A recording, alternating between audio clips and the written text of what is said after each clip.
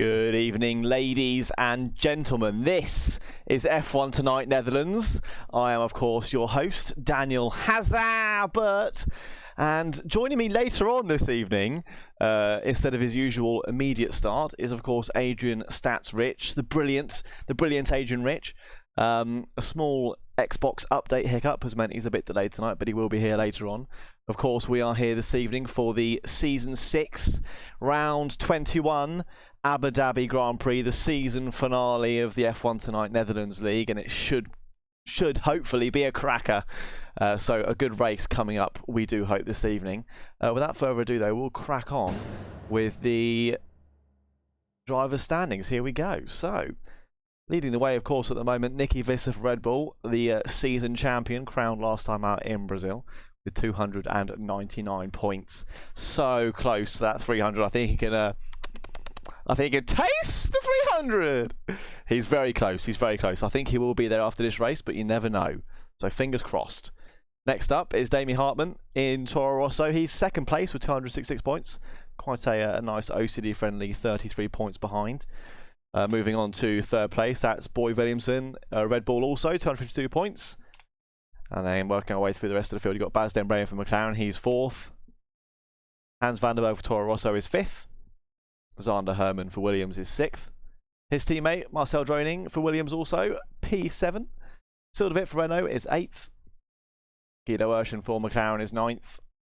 John Donkel for Ferrari is 10th. In the Renault and 11th place, Nishay Mahadwasingh. 12th place for Haas, it's Peter Philip. In the Ferrari, Mark Stappers is 13th. 14th, also in the Haas, is Paul Quarret. Martin Pardy Cooper for Alfa Romeo is 15th. R.A. Kopp is 16th. And Miguel Torni is 17th. Kevin Van Delft for Racing Point is 18th. And of course, you've got the two empty Mercedes seats there, 19th and 20th. So it's looking quite spicy. There's a couple of different places up and down the standings here this evening where we could see a few changes. A few I noticed earlier. More towards the back of the grid, actually. Kevin Van Delft, Miguel Torni, R.A. Kopp, Martin Pardy Cooper, Paul Quarret. Those lot could chop and change a lot this evening depending on points gained tonight. Mark Stappers and Peter Philip could change. Peter Philip and Nishay Mahadwasingh, definitely. That could be exciting. Obviously, only one place to gain there, probably for Peter, but it's definitely doable, only a point in it. So that could be exciting watching that unfold tonight. John Donkel and Guido Urshan could also swap places as well, depending on how the points come out, and the same for Guido and Sildavit. That could also change. Looking a bit further up, I mean, Zander Herman and Hans van der Berg could be something tonight. You never know. Also, Baz Den Breyen and Boy Williamson, they'll be looking to fight out for P3 tonight because they're not that far apart, only 7 points in it. So it's not a massive gulf when you think about points they could get tonight. They're race winners, capable of it. So we could see that definitely unfold, and maybe a push even Boy and Damien Hartman. Of course, Nicky is safe at the top. He has got that championship, so no change for him this evening. Going on to the Constructors' Championship. Red Bull, of course, up top, looking pretty there with 551 points. Toro also with 423. McLaren, 332. Rocket Williams with 272. The Renault F1 team have 160. Scuderia Ferrari have all the ones, it's 111. And the Mercedes team are, of course, frozen still on 82. Haas F1 team have 61. Alfa Romeo on 12. And bringing up the rear, Racing Point with 4. So again, it's less likely to change on this end of things, I think, if we're realistic, but it still could do. The last two places there of Alfa Romeo and Racing Point, they could definitely swap. 8 points is definitely achievable for two drivers, provided we have both the Racing Points here tonight. Hopefully we do. Elsewhere on the grids, it's a bit harder to have some changes. The Haas guys could jump Mercedes if they had a good result from both drivers tonight. You never know. So that could be something we could see this evening. Apart from that, I think we also have the Red Bull guys confirmed as Constructors Champions. I will need to double check that before I scream it to you guys on stream. But I think they are safe at the top. There's definitely I mean, there's only 51 points available for a team, and that's definitely a bigger gap they've got between those two. So I think we can confirm they're the champions, which is brilliant, but we will double check and announce that officially later on. Anyway, moving on to the track for this evening is, of course, the Yas Marina Circuit here in Abu Dhabi on Yas Island. The circuit length is 3.451 miles, with a total race length of pretty much 190 miles, as are most races.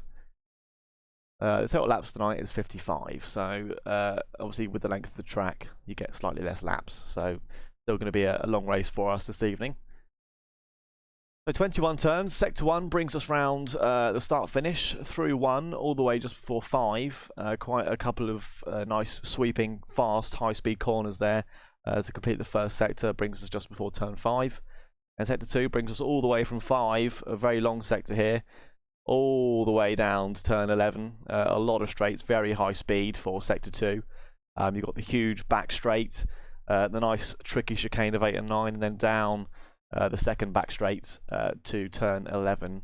And then, of course, from 11 all the way to the start finish again is sector 3, the very windy third sector just before the lap completes. Again, tricky corners there, the complex of 14, 15, 16 and into 17 particularly difficult with some high speed braking, especially into 17. And then 18 and 19 also very tricky during the race, low tyre wear, loss of grip. It makes that hotel complex there very tricky. Of course, sector 3 running and meandering through the of course, Marina Bay, where the circuit is placed tonight. So I know my colleague Adrian, when he does turn up tonight, he'll tell you how much he hates this track, because he doesn't like it, I'm pretty sure. Personally, I do quite like it. I tend to go quite well here when I'm racing for fun. I know I'll race with Adrian offline, and we have a good time there, at least I do. It's a track that I quite like, so I'm looking forward to watching it tonight. Another good track to watch. The DRS zones around the back, of course, there are 2, which we're going to see just here. You get a detection zone just before turn 7. And just after turn 9, so that's the second DRS straight. The first DRS straight all the way down that back straight, huge DRS zone. So plenty of overtaking chances on that one. And then if you don't get it right there, chances are you can try it again on the second one right after, because that comes just after turn 10. How they call that a turn, I don't know. It's just a kink in the road, really. But anyway, after turn 10, the DRS straight takes us all the way down to turn 11. The 2 zones there very, very close together, so plenty of overtaking chances around there. It is one of those tracks where you do see, I think it's fair to say, more DRS overtakes than anything else. But there are plenty of heavy braking areas, like turn 5, into 8, into 11 as well, and into 17 if you're very brave. Where we can see passes, turn 1 as well, depending on the situation. The start is quite good for a turn 1 overtake.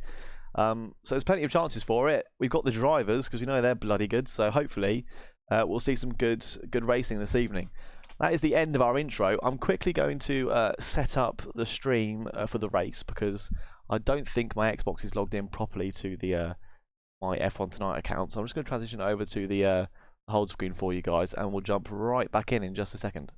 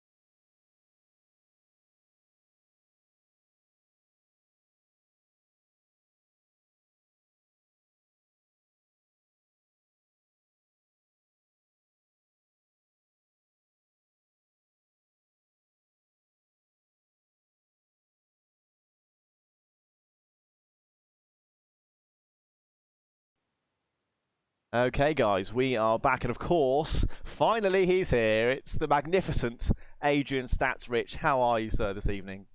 Very well. Now that I'm here for this season finale, I did not want to miss this one. Not that I'd ever miss a race, of course. Absolutely not. No, you've been here every single time since, when was it? Season 4 at some point?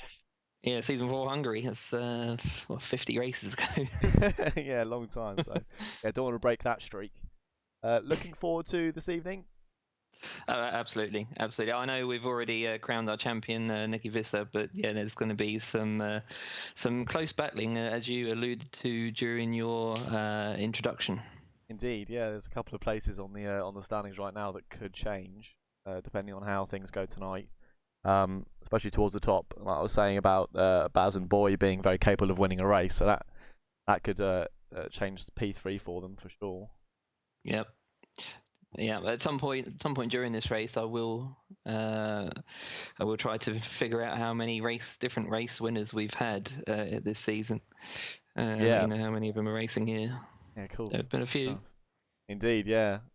Just so you know, everybody, the transition screen is still on for a reason. I'm just trying to get my Xbox to connect to the app, which I can then stream it with. So a small technical difficulty, but we're working on it. But just so you know, the reason for the screen to be sort of blank still. You're not missing much. Everyone's in the pit. that's all right then. With 1 minute remaining of Q1. Oh, good. I was speaking on your behalf in a sense, sort of in the track overview. I think I was correct in saying you don't like this track. No, you're quite right. Absolutely hate it with a vengeance. Driving this circuit, but I do love watching this race. I have seen this race with my dad. I took him there in 2016. We were sat by the hairpin, and yeah, it's. I've only been to 2 races, one of them being Silverstone in 2006. But yeah, it was an absolutely fantastic atmosphere that day. The Formula 3 was especially good, I have to say. Yeah, very cool. Yeah, I must say I've not done a Grand Prix yet, but I would very much like to go to one day. Highly recommended.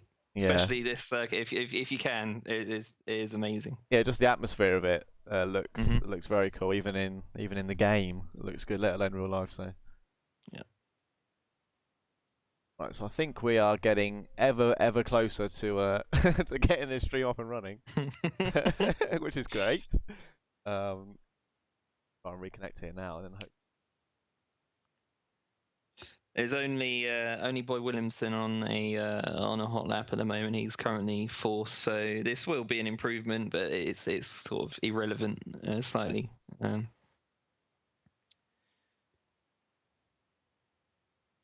Still a bit fastest in this session, just FYI. 36.213 was his time. Yeah, just seen that. Another good quality performance start from him then. And also noting Zander Herman's very close behind as well. Yep. And Zander Herman's, I don't know if you remember, Dan, Zander Herman's won the opening race of this season in Australia. I do, yes. Win. It's not had since. He's been up on the podium a couple of times. Yeah, good stuff from him. Hopefully we can see a good race from him this evening. Hope so. Hope his connection holds out as well. That seems to be a bit of a recurring issue for him. Right, okay.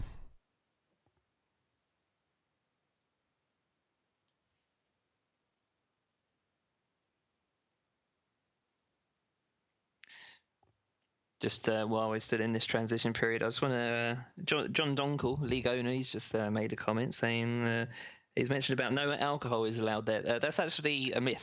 You are allowed to drink in Abu Dhabi and Dubai and probably everywhere else in the UAE. Oh, okay, cool.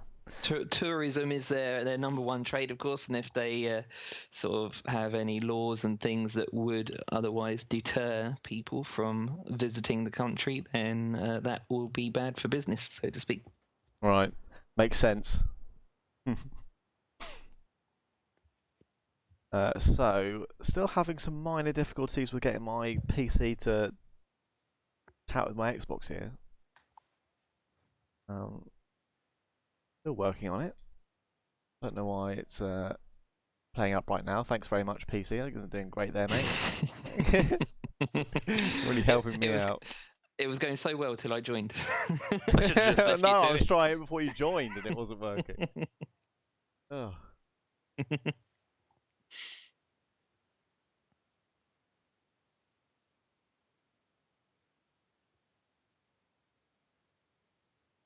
So, talk a bit about how your UK race went. I know it was quite a short one, but yeah, no, not really. No? All right then. No, move on from that. I know you ended up commentating on it. How the race in general? How was it? Well, we had five virtual safety cars in the first 25 laps. Right. I crashed out lap 16. That caused an actual safety car, and I think there were 2 more virtual safety cars after that as well. It seems to be in total. There were 7 in total. Yes, we had 16 drivers start the race, and a new record was broken. For most DNFs in a single race, we had only 4 finishes, which again is our lowest number of finishes. Right. Sorry. Yeah. Just repeat that. How many finishes did we have in the end? We had 4 finishes 4, wow. from 16 who started. Okay. Yes.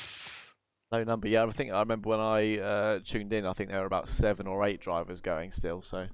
Yeah, and it didn't even rain. No, that'd be something. Maybe we'll see some rain tonight. You never know. A 2% chance is still a chance. Is that the official chance? Is it of rain around here? Is 2%? Allegedly, yeah.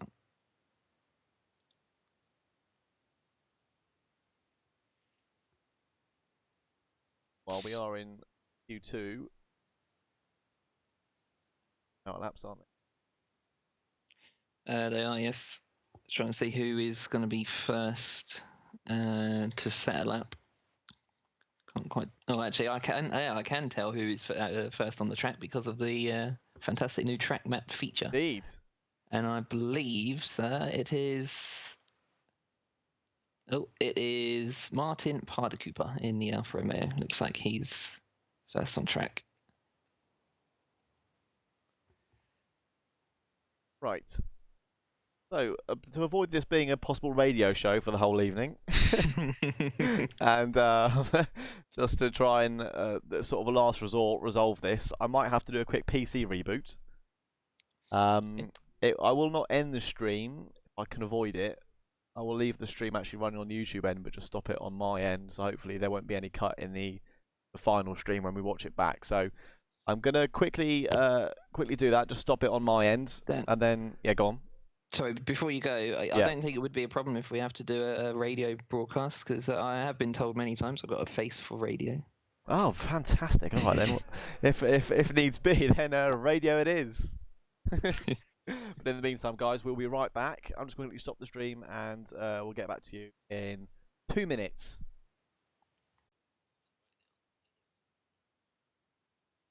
Okay, everyone, welcome back to, of course, F1 Tonight Netherlands. You've still been here because I haven't turned the stream off.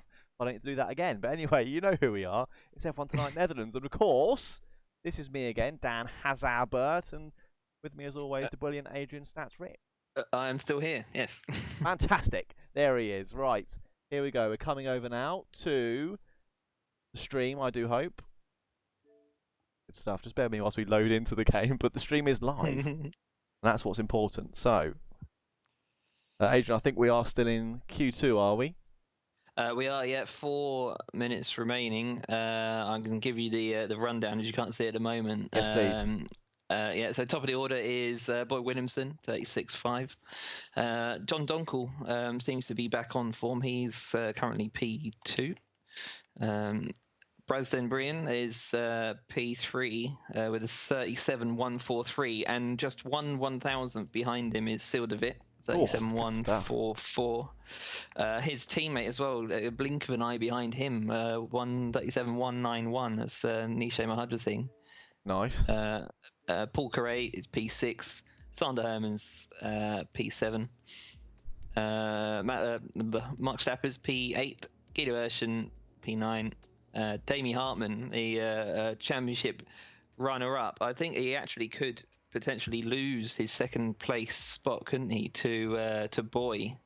He could do, I think, as well. This race. I think there's 8 points in it, or 7. Yeah, yeah. So yeah, keep an eye on that one. Damie didn't have a great one last time, and gifted the championship to Nicky with his crash. But yeah, so with Boy top at the moment, that could be significant, couldn't it? Could indeed. Yeah, there's a couple of exciting little position changes we can see tonight, depending on how people get on. Like you mentioned, Damie didn't have the best of luck last time around. Got an unfortunate punch off someone's front wing and spun off, unfortunately. So.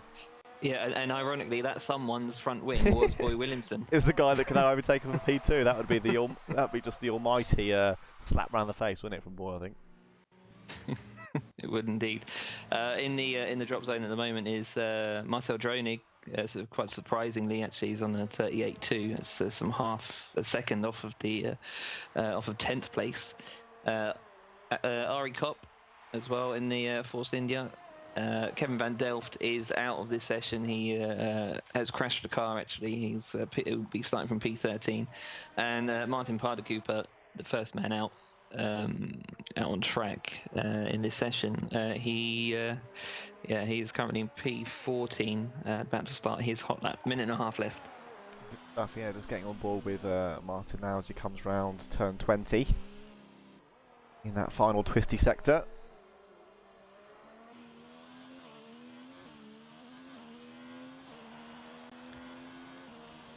I do like the first sector here of this track. I think it's probably my favourite. Yeah. I do quite like the track. I know you don't.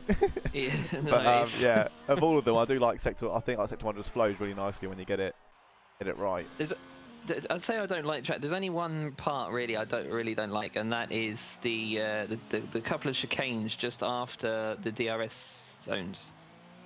Yeah, very tough to get right. This one we're coming up to now with Martin, turn 8, especially. Yeah. I don't know if you prefer that one over turn 11 or vice versa. No, they're just both horrible for me. I take them horribly. Yeah, this one, I can get up on the curb a bit more than you can get up on the curb a bit more than I think Martin did there, and still be roughly okay. Turn 11 and 12 and 13 that we're coming up to now, much harder I find. Yeah. These curbs being a bit more violent if you get on them too much. Yeah. Marcel Dronig, by the way, I said he's in the drop zone. His lap is invalid, so he will definitely be out of this session. Oh no, okay. That's Marcel, is it?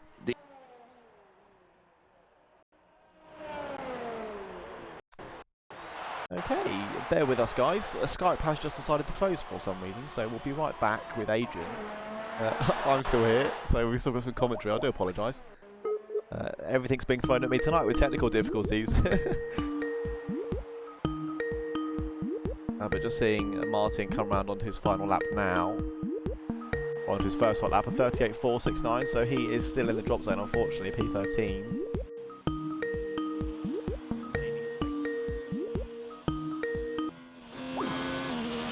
Adrian is unavailable, so that's good news for us right now. Oh, here we go, he's calling back, here he comes.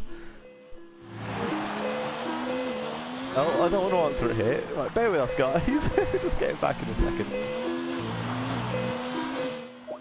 Right, let me call him back and then we'll get back here. But not a bad lap from Martin. Oh, Adrian, are you back? I hope so. I was waffling away there. Here he is. I don't know what happened. It cut off and then my app closed on its own. So. Okay. Anyway, welcome back. Thank you. Unfortunately, Martin in the drop zone at the moment. Yeah, I was just saying about Ari Kopp. Martin Paardekoper. Sorry, if he'd set an improved lap, which he looked like he was going to, then Damie Hartman would have dropped out. But yeah, it wasn't enough to challenge Damie's time. So Damie is safe, thankfully. That's a good point, actually. I don't know if Damie has had an issue or if he's chosen to retire on purpose. But that's a risky call, being in P10 with people that could improve behind. Yeah, I think he must have made a mistake or possibly invalidated. No, lap's not shown as invalidated, but yeah, I'm sure there was a reason for him coming in. May not have had the fuel. Yeah, possibly. He's done well to keep P10 though. That's good for him. Through to the third qualifying session, and of course Guido Urshan, the only one out there on the softs at the moment. So interesting strategy call from him, or the only one to make that strategy call. Yeah. Yeah, I wonder if he. I wonder how quickly he can get through the traffic then of the cars starting on the medium tyre, because that's often the hardest challenge at the start of a race on softer tyre. Yeah, that'd be good to see what progress he can make on the start. What strategy-wise, what would you go for? Do you think? I think starting on the mediums is definitely the best option, and then probably a medium and then soft stint to close. That would be ideal for me. Sort of 20 odd laps. Yeah. Yeah, 24 laps on the medium, then another 24 laps, and then the last 10 or so on the soft tyre. Yeah, I think I would be inclined to do the same thing. Perhaps that's what we'll see most of these guys do, provided nothing affects their race too badly. We'll see with the new update though. There's plenty of chance of that with the new safety cars and things getting thrown at us left, right and centre. It was absolutely mental on Tuesday. We had, as I said, in those first 25 laps, 5 VSCs, and it seemed to nobody could actually set a race lap without either a yellow flag or a safety car slowing them down. Yeah, I mean 7 VSCs in the races. That must be a new record. Definitely for this season, for sure. It must be, right?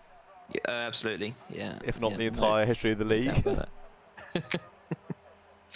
I'll let you know in the in due course. I'm sure you will. All the old races. But first out on track, I think it's going to be John Donkel in the Ferrari. He looks to be reformed, as you mentioned earlier. A new found pace is back with him. Yeah, and that's really good. It's really good to see that from John. Yeah. I know he devotes a lot of time to the league, of course, for obvious reasons. And yeah, it's really disheartening to see him not do well, or not necessarily be off the pace, but just have these sort of unlucky or funny moments, spins off track, crashes out early, and it's just it's another week and he's got to wait before he can sort of try and regain that form. But he seems to be back on it here. Yeah, definitely. And then for me personally, that was one reason I think for stepping down is just it's the amount of time that you've got to wait to give it another go. And and for me that was a big struggle, just because you want to be able to get back out there and go and give it another shot right away. But he looked strong at Brazil. John did. He was definitely quicker than had been. So just like you say, come back to the season. Brazil was one of his favourite tracks. Honestly, goes round a lap of the Yas Marina Circuit. Through sector 2 at the moment. Just while you're staying on, John, the two McLarens are just DRSing each other down the back straight there. Both of them on hot laps. So yeah, obviously working together to improve their times. Good stuff from those two then. Always nice when there's a bit of teamwork involved. It's a tricky thing to do though. Perfectly is a tow for your teammate. Yes. So it's an act of coordination from those two. Oh, absolutely. Absolutely. That's with John now. John fastest in that second sector. 5 cars have crossed that line. And he's the fastest by a tenth over Paul Carre's second. 1:36.1 from John. I think next up is it Baz is next for McLaren. See how well that tow works out for him. His teammate's right behind. He goes 36.1. His teammate at 36.9. So I would think Guido must have been towing Baz, I would presume, on that one. He was. No, he wasn't. No. Guido was getting the tow from Baz, and he got close to the back of him, but then I think that the dirty air may have caused him to suffer for the rest of the lap. Right. Yeah, that's not ideal. Donkel and Imbrian both within 4 1,000ths of each other. Yeah, cracking stuff. I'll just pop up the gap to the leader on the screen for everybody, and yeah, 1,000th of a second. I think it's fair to say right now he can definitely. I think he can taste pole position. I'm not going to say how I did last time. I'm very thankful for that. Rephrase that one. That way it's a bit more child friendly. Yeah, cracking stuff. I mean, that's 700 on a P. Only 5 tenths between 7 people. Close out there. Have you, I guess, whilst we're early doors into Q3, it's appropriate for me to ask you who you think might take pole position? Still a bit. Yeah? A bit pole position. Yeah. You bugger. That's what I was going to say. Well then, I changed my mind. I will go for. I'll go for Baz. And he would have been the one that I would have gone for if not still. So. Okay, good stuff. Great minds. I didn't check earlier on, but is Nikki with us tonight? Nikki has a race ban. Oh, okay. Due to accumulation of penalty points, so That's yeah, it's quite fortunate that Damie did crash out of Brazil. Yeah, equally though, it's nice for the champ to race the last race, isn't it? Yes. So a shame we're missing him this evening. Yeah, not our driver really wants to end the season. No. No, but I mean, hey, he's taken the big trophy, so done his job, his work's done. On board with Boy now as he warms the car up through sector 2. Of course, this is the big one really for tonight, isn't it? For us in standings. Yes. Talks is he could take P2, Sebastian. P2. Yeah, it'd be a 1-2 for Red Bull. Red Bull already clinched the Constructors' Championship. Yeah, good stuff. They definitely have got the Constructors, haven't they, Red Bull, regardless of tonight? Is that correct? Yeah, I believe so. The gap's more than 44, is it not? Yeah, I think it's actually over 100. Yeah. But I wanted to check before I announced it, Yeah. just in case something might happen. Paul Cray's on a hot lap. Sorry, I just didn't realise that. Oh, he's coming in. His middle sector was slightly slower, and yeah, he's pulled the plug early to save some time. Get back out there. That was Paul Cray, yeah, P2.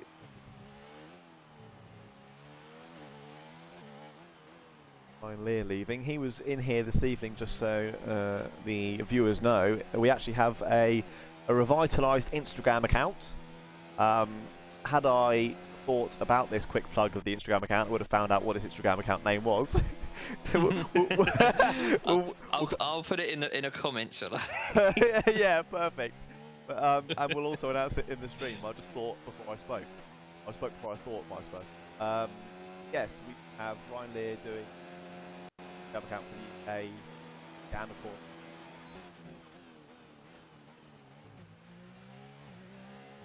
aerials. Accounts would be able to follow that when we give you the name of the account. I'm sure it's just F1 tonight, all in words, so F and then 1. I think there's some underscores.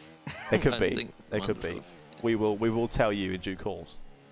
In fact, I'll quickly put it in the banner across the bottom of the screen as well, just to lovely plug it away, so you guys know where to go. Make sure you give it a follow. The boy is coming across the line, and P1 Sebastian for Boy Williamson. 1:35.883. That's 1.5 seconds ahead. On Herman the Williams. Good lap from him, hey Adrian? Yeah, remarkable.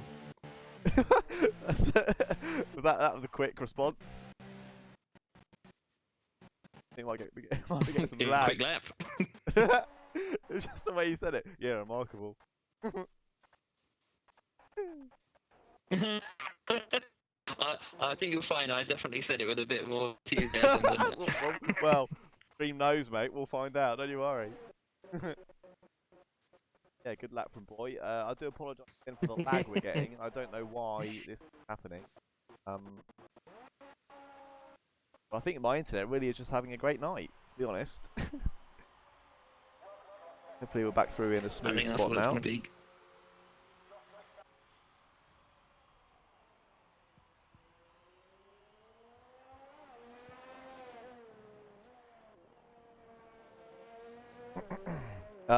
Adrian, I don't know if before the start of the race you can maybe instigate in the WhatsApp a quick break between qualifying and race. I can quickly restart my internet then without stopping the stream again and just make sure I'm doing everything I can to make the stream as smooth as possible. All the viewers. I have requested 5 minutes. Thank you very much. So, Boy is going to try again.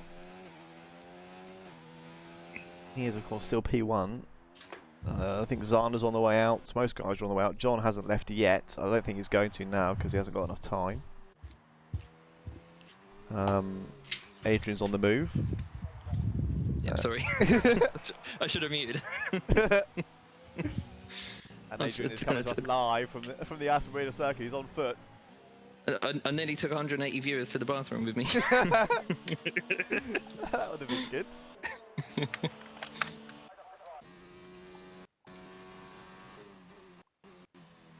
As then Brian up in his first sector, in general he's looking at that first sector in terms of the rest of the field at the moment. He's definitely improved.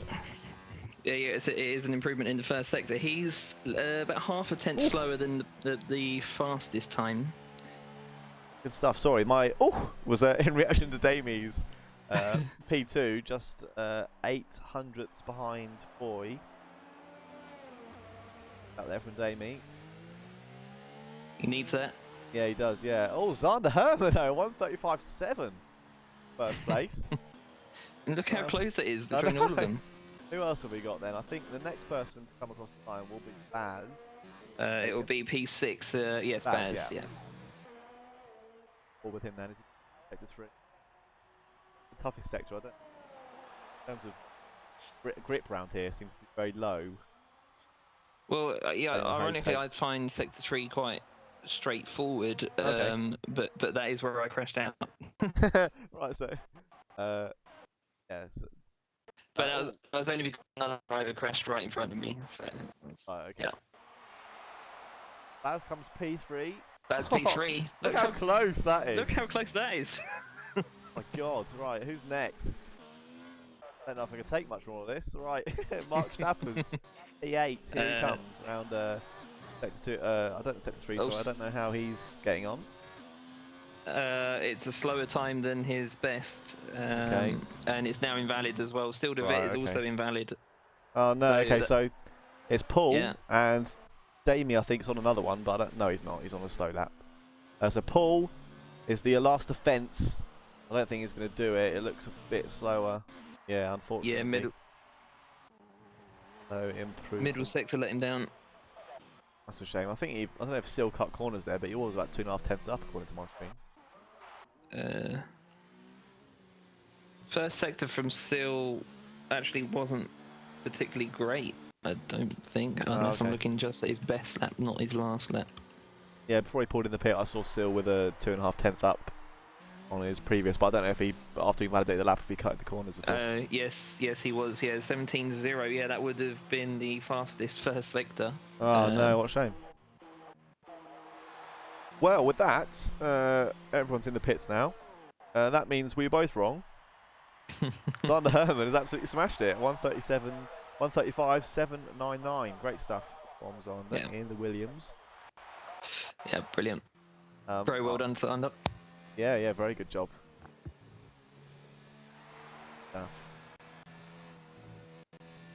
Xander actually puts quite a lot of work in, sort of behind the scenes, with some of the sort of introduction videos and other promotional material for us. Yep. Yeah, very good stuff. Hard work. He's making those videos, so credit to him there. But the end of Q3 sees our on track.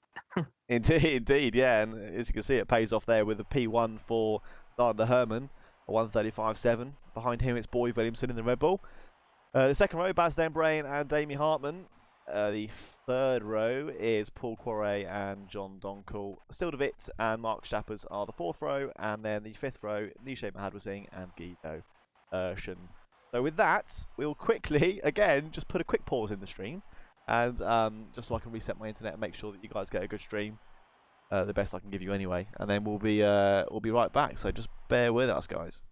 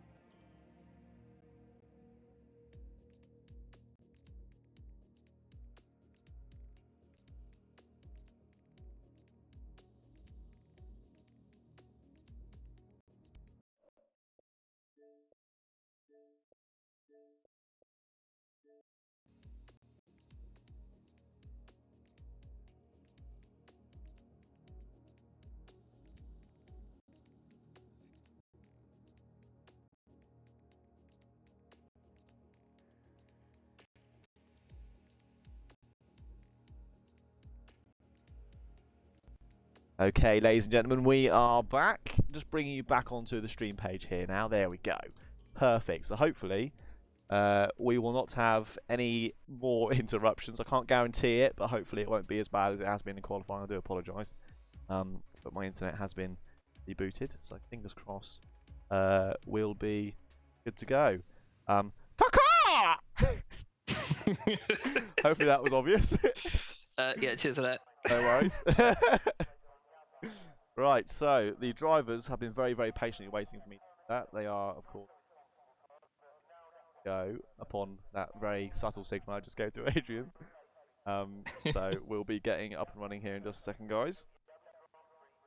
Again, thanks for everybody's patience tonight with small interruptions there, but the stream, I don't think has been interrupted. It's just been a couple of pauses, so hopefully it hasn't been too difficult for you guys watching at home. Adrian, also, I don't know if did you manage to get the Instagram? Yes, it's F_1. That's ONE _ tonight. All spelt normally and lowercase. Yes. Perfect.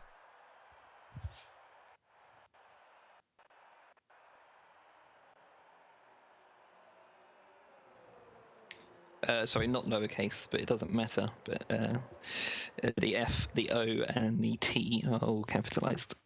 Okay. I'm noticing it's still lagging, so that's great. Hopefully that won't be too much of an issue in the stream or in the race. Sorry.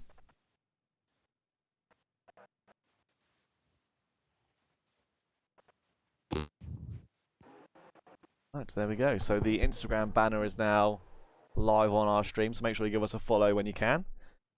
I do apologize. I don't know why this being such an issue tonight with my internet, but do our very best for you guys this evening. If not, it's just a radio show. So anyway, the driver's coming round sector 1 at the moment into 2 now. Sander Herman, of course, leading the way for us this evening. A great pole position for him in Q3. Everybody what tyres have they got on? Majority of the field on the mediums. Only 3 soft runners tonight, Adrian. Yeah. Yeah, so Guido Urchin, who we mentioned earlier on, he's the only one on old soft tyres, and then you got Dronig and Peter Phillips as well. Like I said, I wonder how difficult it's going to be for those drivers to make their way through the grid. And have I lost you, Dan? No, you haven't lost me. My Xbox has though, apparently. So, although it hasn't, I'm still connected, so I don't know what's getting back in now. Sorry, carry on. You were saying about the tyres. Yeah, yeah. No, I was just wondered how difficult it will be for the soft runners to make their first stint work. They're going to have to make some quick overtakes really, because you don't have many laps on the soft tyre at this track. Yeah, that's going to be the big question. I think Guido's the furthest up in the grid, isn't he? Starting on the soft tyre. He is, yeah. So that'll be the one to watch probably as we begin this race. And just joining right in the nick of time. They're all on the grid. Here we go. The lights illuminating. All 5 are lit. And here we go. We're away. The F1 tonight. Netherlands round 21. Abu Dhabi Grand Prix. A boy is off to a sprinter up the inside of Zander Hermans in the Williams. But he comes back fighting round the outside. Maintain P1. Behind the McLaren and Toro Rosso, getting a bit of wheel-to-wheel action there. But apart from that, everyone looks to be through turn 1, 2 and 3 now into 5 here. All okay, Adrian? Oh, we've got a spin out. Sildervit just. Oh no, Stills, he's around. Yeah, back to him now. Oh, what a shame. I don't know if he got any contact. No, it didn't look like it. It just looked like he lost the back end on the left-hander before the hairpin. Oh, okay. Same for him, but it's early doors, so strategy hopefully will play into this, and just his outright pace will get him back in the action. Yeah, lots of time to recover. Indeed, I think Miguel Torni's had some. No, he hasn't. So I thought he was missing a piece. So R.A. Kopp looked a bit out of shape there through 8 and 9. He's keeping it on track, getting a bit of a fire from Nishay Mahadwasingh there, the Renault driver, just passing him for 13. I think R.A.'s going very slow. I don't know if he's got an issue. He's dropping right to the back at the moment. Still, yeah, just passing him there. He's missing both end plates. Oh, okay, right. That's the same for R.A., so he's down to the back of the grid, unfortunately, at the moment. And meanwhile, Zander Herman, though, after defending from Boy on the opening, the first corner, really, leading away nicely with a 1.2 second gap. Yeah, it was a confident first lap from Zander. I hope he can maintain that, and as I said, his internet connection as well can hold up. Yeah, his and mine. Fingers crossed. I didn't want to say that. So, a Boy closing in a bit now, though. The gap less than a second. Again, so he's not all safe just yet on the Red Bull.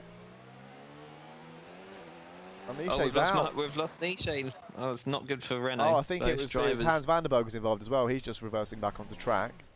Yes. Yes. Nishay's further down the road there. He's on the side of the track. So, I mean, it's not out of the question for a safety car now. I think, is there one? I'm sure. VSC. Okay. VSC, right. I don't know why we're not getting the... there we go. Yeah. Too many graphics turned off, sorry about that. Okay, you can see that now. Virtual safety car has been deployed. Always a tricky point in the race whenever this gets deployed, for me at least. I struggle to keep that gap to the car behind. I always seem to lose time. Yeah, and it's also kind of dependent on exactly when or where you are on track, when the VSC begins and ends. Can actually play a part in potential penalties. I don't know if I'm sure you are aware, Dan. Drivers have to slow by 40% of their normal sort of race speed. I mean, that is a very sort of general rule as to what the Delta does. But the Delta does tend to go quite a lot slower in the corners, I've noticed, than it does on the straights. So if the VSC happens to end at the end of a long straight, that's where you're most likely to receive a penalty. Yeah, I agree, and you can see that gap down to half a second at the end of the VSC there for Boy and Zander. So that's aided Boy a little bit there. I do remember when the VSC was first announced, and people misinterpreted they had to increase their lap time by 40% as they had to speed up by 40%. So, they've got to speed up. Oh, why? That was quite funny. Yeah, of course, it's slowing now, not speeding up. For the first time this season, Dan, we've got the top 6 in exactly the same order that they started the race. Oh wow, cool. First, it's a tricky track to I don't know, to make early overtakes really, when DRS especially isn't enabled, because it's so dependent on it around here, I find. Yeah. As John Donkel looks to... Oh, he almost made a move there on Paul, but didn't get quite far enough alongside the Haas. Sorry to interrupt. These opening... I was only going to say, these opening sort of few laps, they play such a vital role in terms of your actual final race time. I.e., if you can make the tyres work for you very well in this stint, it saves so much time in the end, because you're able to just go that much further. Drivers will typically pit around lap 20 is when the window opens for the medium tyre on the first stint, but in the middle stint it's around 24 laps you can do. Right, okay. So if you can push this first stint to 24 or beyond that without losing too much time, you can make the middle stint, you can allow yourself to push harder in the middle stint, because because you've got that extra time towards the end of the race. Yeah, always very... Second VSC, Dan, sorry to interrupt you. Oh, so, yes, yeah, you're right. As Martin Party Cooper is out. Cooper. We're looking on board with Marcel Droney now as he comes round turn 2, and Martin is round here somewhere. Where are you, Martin? There he is. He's on the right hand side. So that I don't know how they're not putting out the safety car at this rate. Because I mean that's not far off being on the track. Yeah. I think in real life it would definitely constitute an actual safety car. Guido Urshan is missing his entire wing. I don't know if that was anything to do with Martin's DNF or not. Quite possibly, yeah. I don't know. Was Martin up with Guido on track? I'm trying to recall now.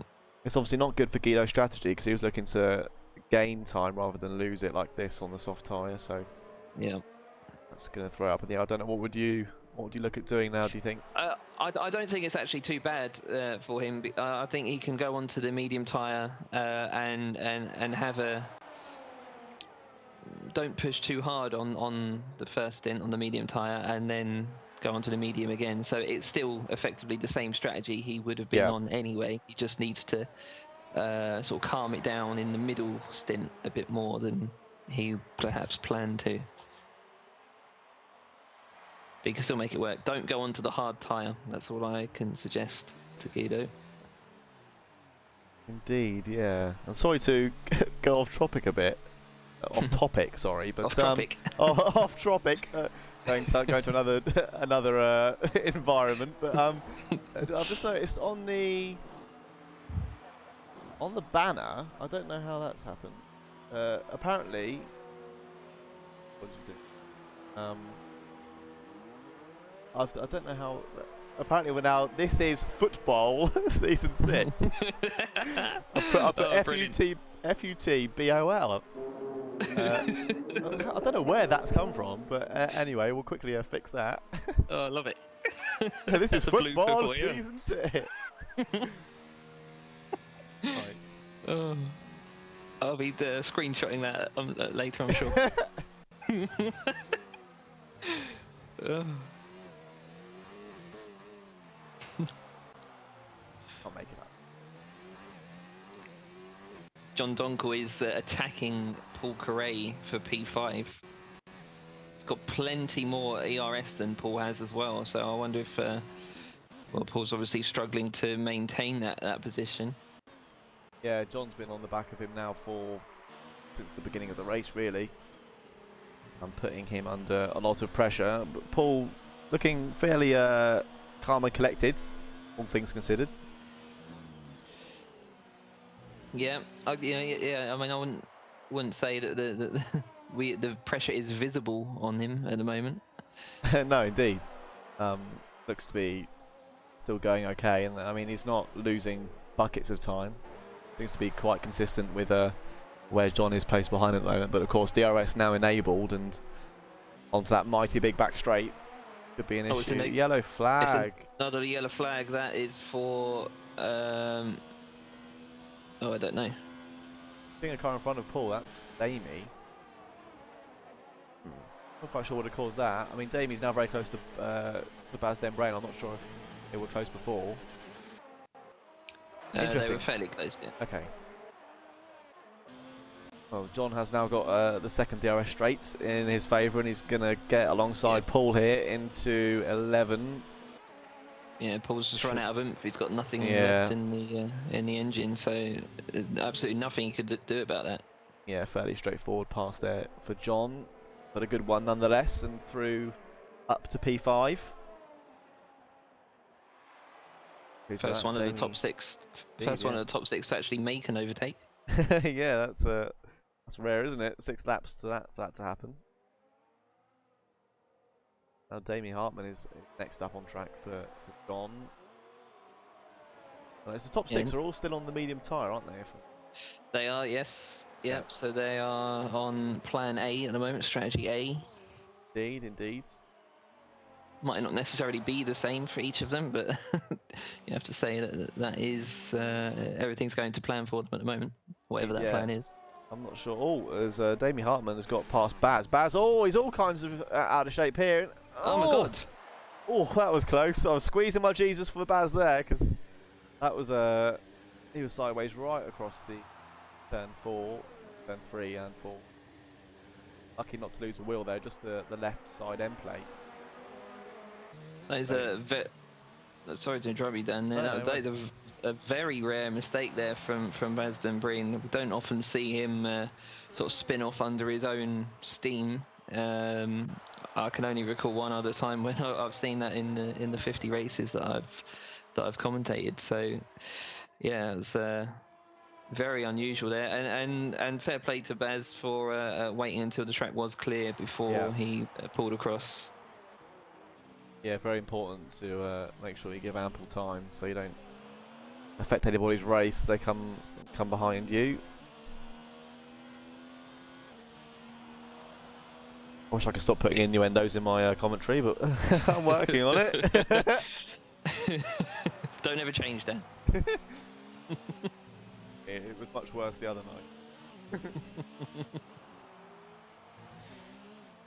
Peter Phillips. Yeah, I just saw that as well. Squeeze in, Peter. I was going to say Peter Phillips has actually got an opportunity now then to make a move on Baz for P7.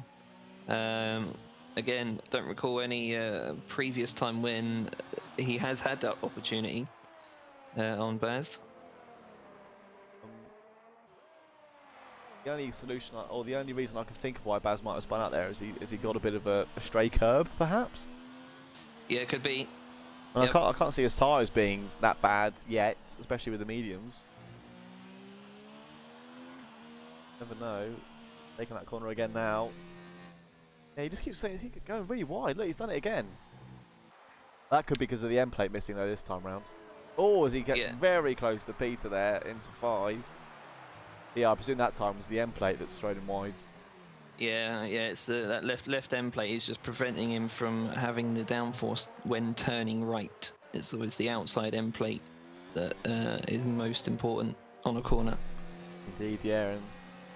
And Baz going to give it another go, perhaps into 8 here. He's got DRS. I think on the inside of the Haas. Gives it away there. It's tricky with the end plate missing to make it work on a... Oh, well, actually, in fact, that's probably the best corner to do it, where you're going slow rather than quick. Yeah.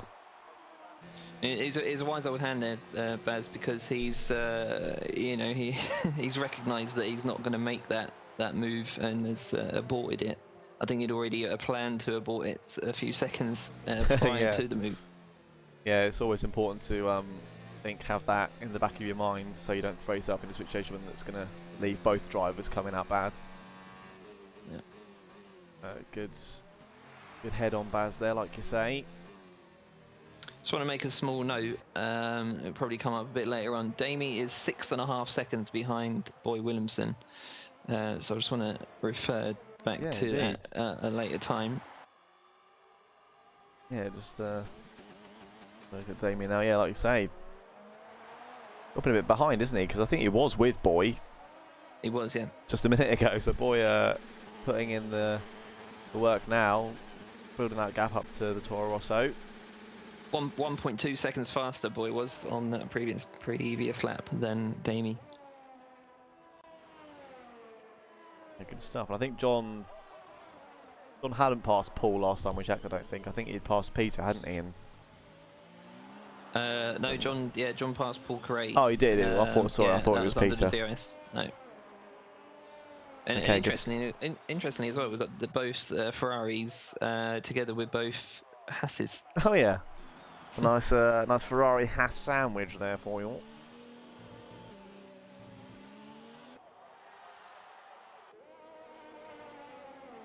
Which one's the filling? That's all I don't know. Indeed, at the moment we haven't really got one, have we?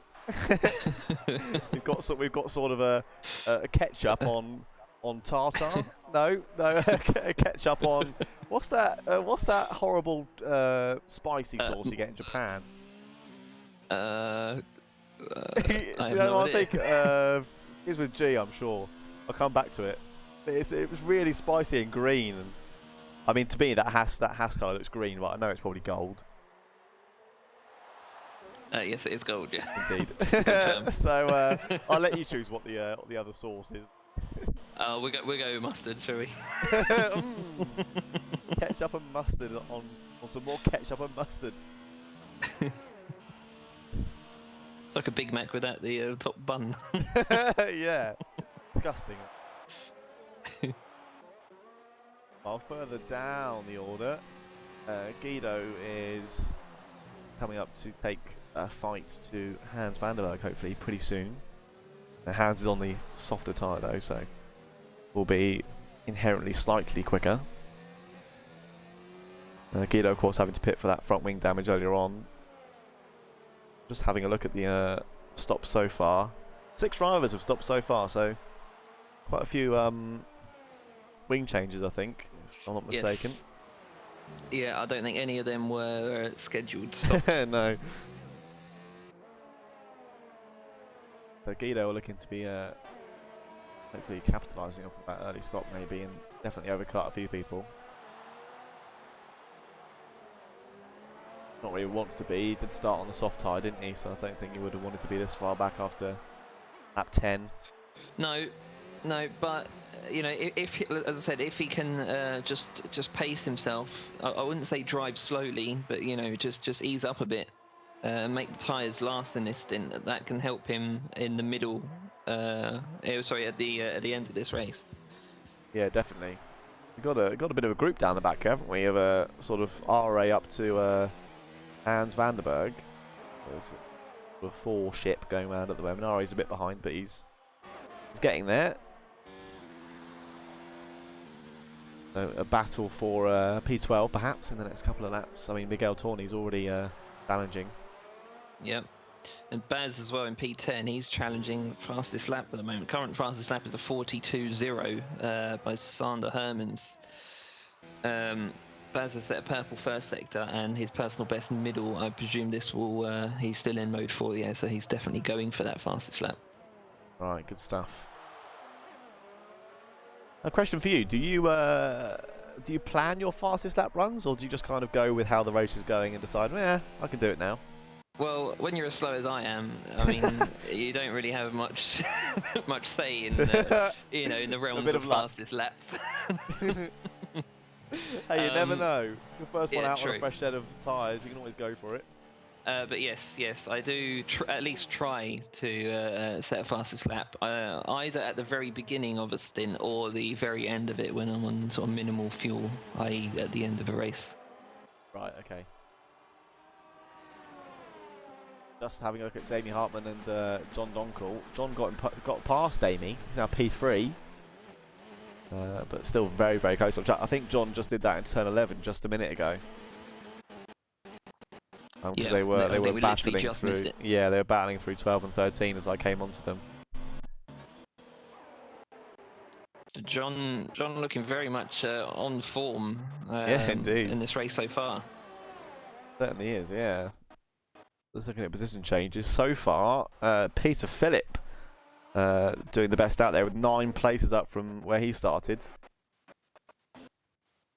So a very good start for him.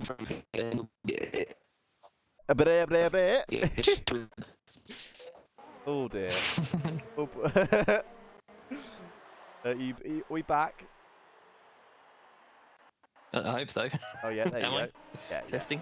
Yeah, that sounds testing. good.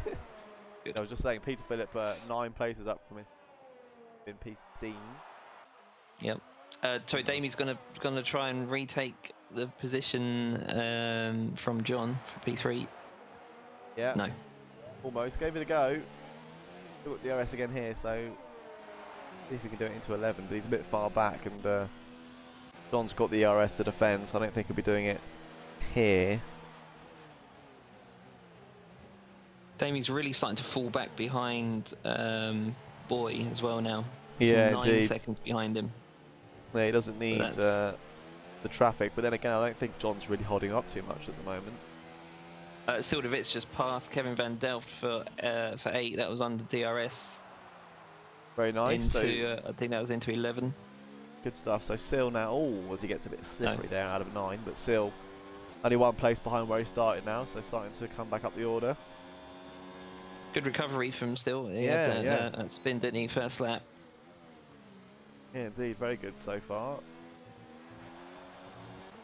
Baz, of course, not necessarily out of position, because we have seen him, come from much further back before. But yeah, compared to where he was when we started, he is out of place. Yeah, no matter what happens to Baz in a race, his race is never over until he actually crosses the checkered flag. It is absolutely ridiculous how far behind he can be and still recover. Yeah, so. But make a note, P10 at the moment, lap 13. I think he's going to be much higher up the order than we expect. Indeed, yeah, absolutely, and it's very, very impressive that he can do what he can do really out on track. Makes you wonder what his mentality is at the moment when he sort of spins off and things, and because he always recovers. Yeah. Well, I mean, especially in this occasion, more often than not, he's normally coming from the back off of an accident rather than his own doing. Yeah. But I don't know if the mentality changes at all for him in that kind of scenario, but I'm sure regardless, we'll see him make a strong effort. Damie and John still at each other's teeth at the moment. John's fairly in control of this situation at the moment. He's not really pushing to escape Damie. Damie's trying to put the pressure on him. I don't think it's particularly working. If anything, the pressure is actually on Damie to make the pass. Yeah, you can see that as well with John. The flashing lights on the back of his car indicating he's not running any RS at the moment. He's actually saving it. Whereas Damie is only in mode 1, but still he's pushing more than John is right now.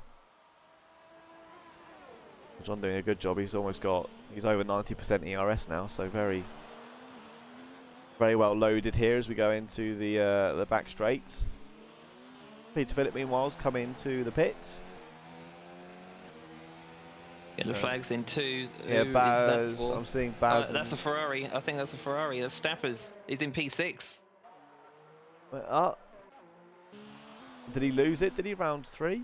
Yeah, it was the same corner where we saw Baz spin off. And meanwhile, John has lost that place to Damie, so Damie losing that, but John's going to come back now, up towards turn 11, around the outside. Should be an easy move there. Although, actually, oh, bit late on the brakes, Damie, to try and make the move back. Good effort. And he's taking back P3. A good battle between these. Oh, nice racing. Yeah, and that might actually shake up John a little bit now. Just having Damie side by side like that, sort of coming back, perhaps unexpectedly.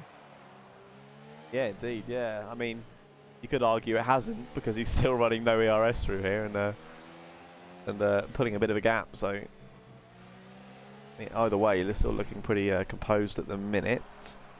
Here's John Donkin in the Ferrari P3. Paul Quarry though might have a look at this pretty soon if he can keep with these guys. He's currently still in this starting position of P5 at the moment. It's quite further back, Guido. Oh! Nice set. Yellow's in 1. Yeah, no, I'm getting yellows in 2. I would have thought. Oh, that's a Ferrari again. That's John. No, has John gone off in the same place as Mark? Yep, exact same spot. I mean, has he lost? I think he might have end plate damage as well. Yeah, he has, isn't he? The right front end plate. Ah, it's a shame for John. I don't know if that was an issue with Damie's front wings. Okay, so I don't know if there's any blame in there. Paul though's got rights on the back, so you'd have to assume that both the Toro Rosso and Ferrari were involved there. If Paul's managed to gain so much time through 1. Yeah, I just jumped to Paul Carey at the moment when John actually spun off. It was only when I come back to him noticed he was off track and in P5, not P3. Right. Okay. So that fitted in well with my because Guido lost out to or was at least trying to take the place from Hans Vanderberg. So those two were going at it as well into turn 11. And Guido actually had to cut turn 12, I think, to get back on track. It's a time penalty as well for John. It always happens. I've noticed that always happens after you've had an incident. You then get a time penalty as well while you're trying to recover. The thing is, he's running very, very. Oh, there you go. He stopped it there, but he was running quite wide at least through. I think 15, 16. Yeah. It's tricky. It's tricky now to. Sorry, Adrian. It's it's tricky now for a driver not to let both that little incident and then a time penalty added to you to not let that kind of overwhelm you and fall off the pace. Yeah, that's right. That's right. Especially when you were sort of doing so well and you sort of think, oh, what might have been, etc. What I was going to say about John though is that he's because of when in the race this has happened, he's now in a bit of a slightly difficult situation in terms of what he does next on his strategy. He's opted there for the medium tyre, which I think is probably the best call, but I imagine it would have been tempting to go on to the hard tyre for the rest of the race. But in my sort of practice sessions and things, the hard tyre tends to be overall of a stint something like 32 seconds slower than doing 2 medium stints. Right, okay. So yeah, it sounds like a good call from John there. Yeah. I was looking at Marcel Droning and Kevin Van Delft going head-to-head through that'd be turn 7.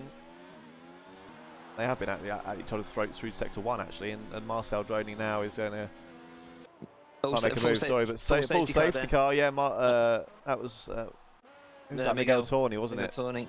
Yep. I'm not quite sure. He must have got off at sector 1. I presume perhaps turn 3. He's been taking a lot of victims. It was sector 3. It was. Oh, sector 3. Okay. Is it turn 16? I think. It was the corner that I crashed. But I can't remember which one. See the car. I don't know. I expect, Dan, that John probably wanted that safety car to come out about 30 seconds timing. sooner. Well, yeah, it was almost perfect timing. Unfortunately, he's already stopped. Yeah, that's a shame. But the good thing is now he can cruise around and save his tyres, keep them going longer. Yeah. And then depending on how long the safety car stays out, you can almost negate that earlier stop and make it seem like he stopped at the right time. That's right. Exactly what I was thinking there. Oh well, Hazzah!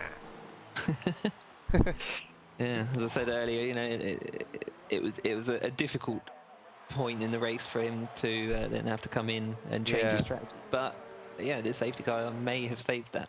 Indeed, yeah. So Mark Stapper, Sil de Wit, Marcel Droning, and who else have we got? Kevin Van Delft, Hans van der Berg. They're all in the pits. By the way, Baz Lembrian, P5. Yeah, there he is. P10 a minute ago, P5. Hi guys. Best friends. There we go. The only person not to stop then, and who can make a pretty easy free stop right now with a 25-second gap to Boy, is Zander Herman, our race leader. So, what's the call then, Adrian? What do you think? What's he thinking now? I think he's going to come in the pit. I think it's the only thing to do, isn't it, really? Yes, yeah, I think that's probably the best way to go. Yeah. You'll be at such a disadvantage if you don't, and you end up doing 3 more laps under safety car, and everybody is just bunched up right behind you on nice shiny tyres. Yeah, indeed. And you're the only one on old ones. You got no chance to defend.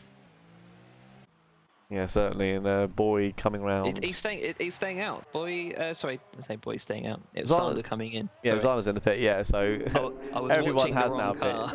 Everyone's now pit. So tyre-wise, Zander now opting soft. So medium, soft, medium. Do we think? Yeah, absolutely. Well, most drivers on. It's actually a fairly even spread of soft. A lot of the guys at the back there, Ari Kopp, Marcel Droning, and Ken Van Delft all soft. So is Peter Phillip. And Paul Corey now P4 as well, so all benefiting from some of those front guys stopping by the looks of it. Perhaps. Zander has been fortunate that he's actually come out ahead of Boy. Indeed, yeah. Well, he had 25 seconds, didn't he, before he went in the pit, so yeah. A nice little gap that Zander had pulled before the safety car, of course, and then with Boy's pit stop it totaled a full free stop for Zander, so good stuff. And of course now, we have sort of half a lap really for the cars to all bunch up behind the safety car, and we're waiting for Hans van der Berg. He's the furthest back in Sector 3 at the moment, so safe to say we've definitely got another lap of safety car for sure. Yeah, as they all catch up. Because of the length of the track as well, we may even have 2. Yeah, indeed. Yeah, good point. I don't know where Spa stacks up against this in terms of mileage. Well, Spa is just over 7 kilometres. I think this is something like 6.2. Yeah, I think it is. I know mileage-wise it's 3.5. Yeah. So yeah, they must be fairly close-ish.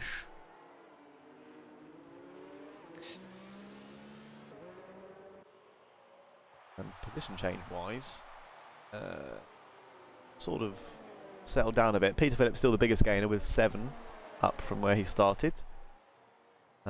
David Hartman and Paul Quarry are all 1 place above where they started. Baz, of course, after the incident, he's down 2. Still a bit down 1, but he will be definitely hoping and raring to go to get back up a couple of places where he was before.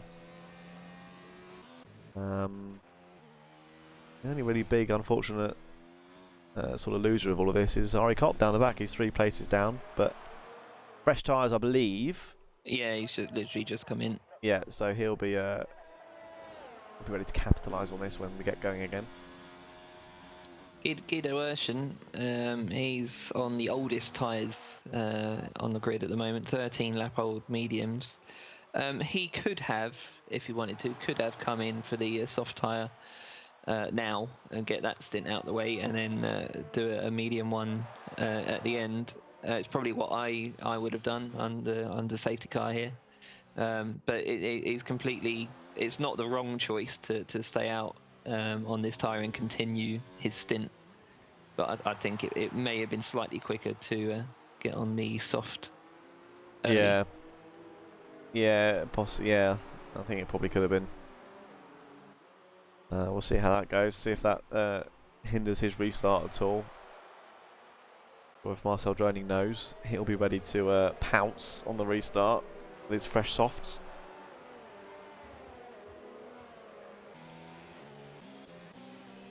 So John Donkel has 1 lap left, really, doesn't he, until his pit window would have opened, and therefore, hopefully, he'll be okay, really, in terms of the strategy now.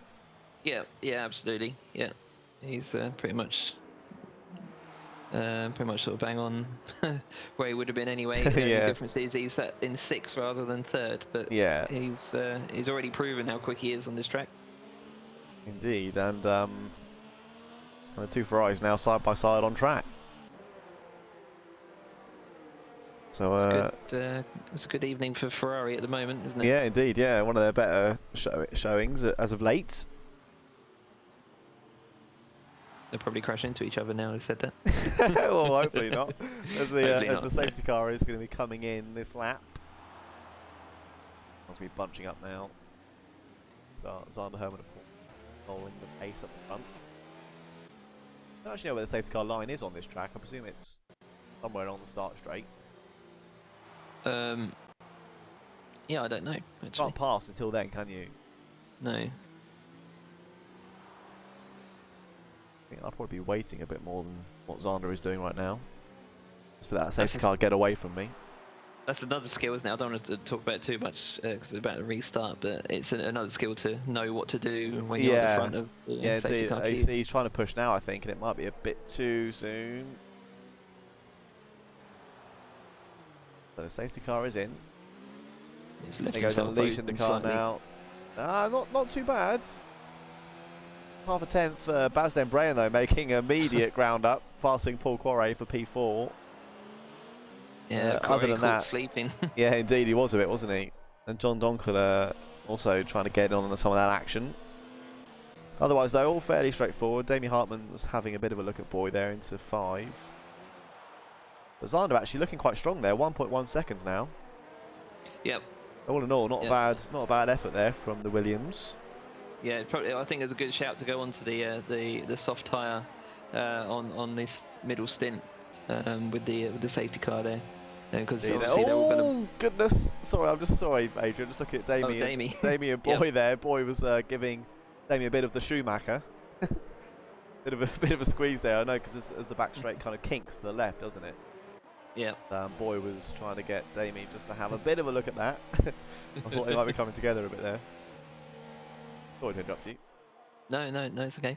I've completely forgotten what I was talking about now. Sorry, I have. Sorry, but Paul Quarret and Baz Dembrain getting a bit together there. I don't know if Baz lost any end plate off of that.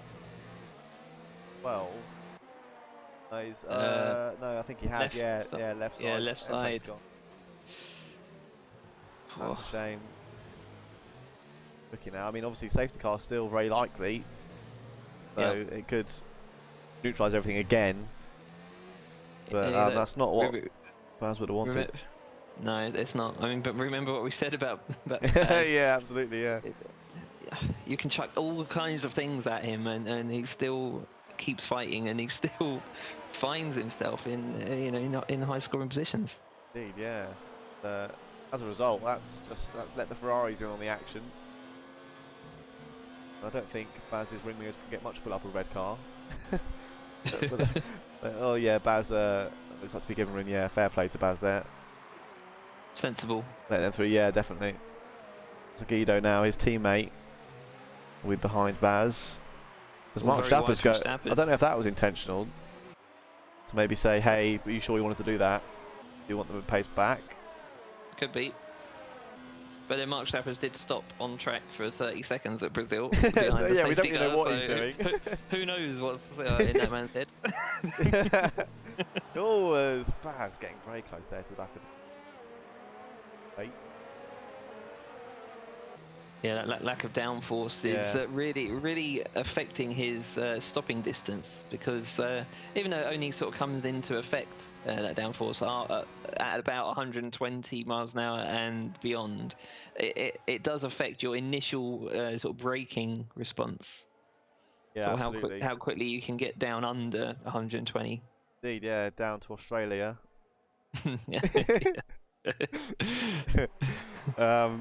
Meanwhile, though, just touching on Zander, he has just said, right, see ya. three and a half seconds now. Yeah. To Boy. I presume that's partly down to Damie challenging him. Still, I mean, Zander is on form this evening. Yeah, I think if you're at the front of a race, if you're in P1 and the safety cars come out and you've just come into the pit, you must go onto the soft tyre to negate any kind of opportunity that the guys behind you might have to overtake, because they will no doubt be going onto a harder tyre if you've got a safety car at the midway point of the race. Oh, Baz has gone off. Sorry, Adrian. No, it's okay. Baz is completely, well, he was completely backwards. He's now back on track. That was turn 5. Doesn't seem to like that one. No. That's a shame. I just saw him losing a load of paces. I think there's some couple of other changes as well. He spun again. He put it in neutral around the hairpin. Oh, no. Gave that back wheel a smack for good measure as well. Into the Armco. Noticing Seal as well is down to 11. I think he might have been the other one I saw tumbling down. I don't know if he was involved. I don't think they were together on track. No, I don't think they Seal were. wasn't there. He was he there? I'm sure he was higher than that. Last time we checked. Oh, Baz is retired. I presume intentionally. Yeah, I think it was. That's a shame. Especially for Baz, like we said. Yeah. You know? I don't recall any single time when he's had enough of a Grand Prix. Yeah, I don't know if it's one of his not so favourite tracks. It could well be. Also worth looking at the side of it with this new safety car update that has probably just caused that VSC. So, bit of an issue on that side of thing with intentional retirement is you can. Yeah. Cause more issues now with the new safety car update. That's right. So many ways to affect someone else's race without ever touching them. Indeed, yeah. Guido comes into the pit. That promotes Sil back up to. Oh, it's going to be 9 now as he goes side by side with Ari Kopp through turn 3. That's Kevin Van Delft, my apologies. Ari Kopp will be up next for Sil.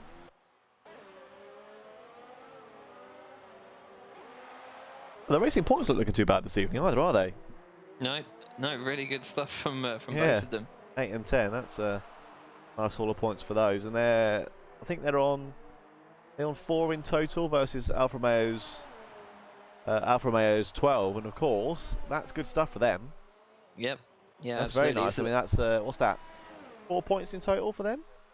Or 5? 5. Sorry, Guido's just passed Kevin. Oh, Kevin's got spun off while we were talking about the racing point. Oh, sorry, Kevin.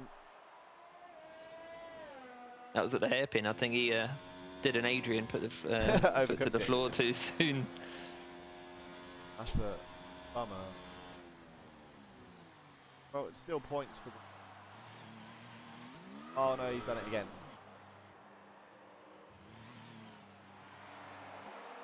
Really doing an Adrian now, Adrian. All over the place. Oh, I feel like he might have given up. Easy. There you go. Oh, steady on. No! Oh, I think that was on purpose. Kevin is out. That could be. I don't think it's safety car territory, but it's not far off. Now that I think it's gonna do it. I think it's gonna. Could do. I mean, Zander Herman's about to approach that area now, so I presume that's how it works it out. If safety car should come out, depending on how close. Who knows with this game? Yeah, well, yeah. I mean, realistically, that is how it would work. But Zander just going past now. Yellow flags wave. It's probably down to a number of rubber marbles on the track. At any given point. Yeah. If they're odd, it gets a safety car. If they're even, no. The amount of dust on the surface. Surface is dusty. Out comes the safety car. Okay, comes the Mercedes. Right?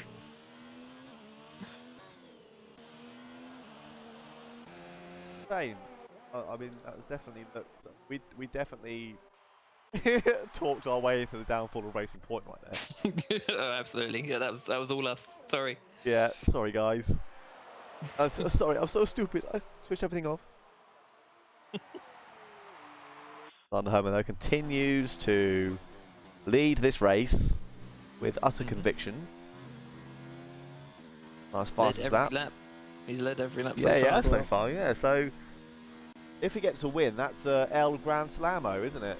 It is. It'll be his first one. So, okay, I'm not going to shut up talking about Zander right now. Let's have a look at somebody else. There aren't actually many drivers who have achieved a Grand Slam in the Netherlands League. I think there's only Nicky Visser has done it. Yeah. And only Nicky has done it. I was thinking Damie had done it, but no, he he lost a place when he pitted. Right, yeah.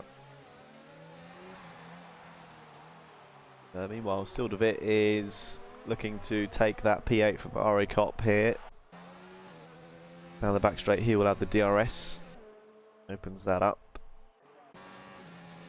Closing in now on the pink machine. Up the inside into 8. Barely. Oh, bit of a lock up. But I think he's going to make it. No, R8 is having none of it. Nice switch back there from the Racing Point. Definitely good racing from Ari tonight. Yeah, really good. Yep, he's improving with every race, and I think Sil as well will be enjoying the battle with him. Yeah, definitely. It's what, do you know what? It's never fun losing out and losing places from where you've started, but as long as you can have a fight on track, yeah, and it's not you on your own driving around for 30 laps, it's I don't really mind as long as it's entertaining. So yeah, I think you're definitely right. I think Sil will be enjoying that.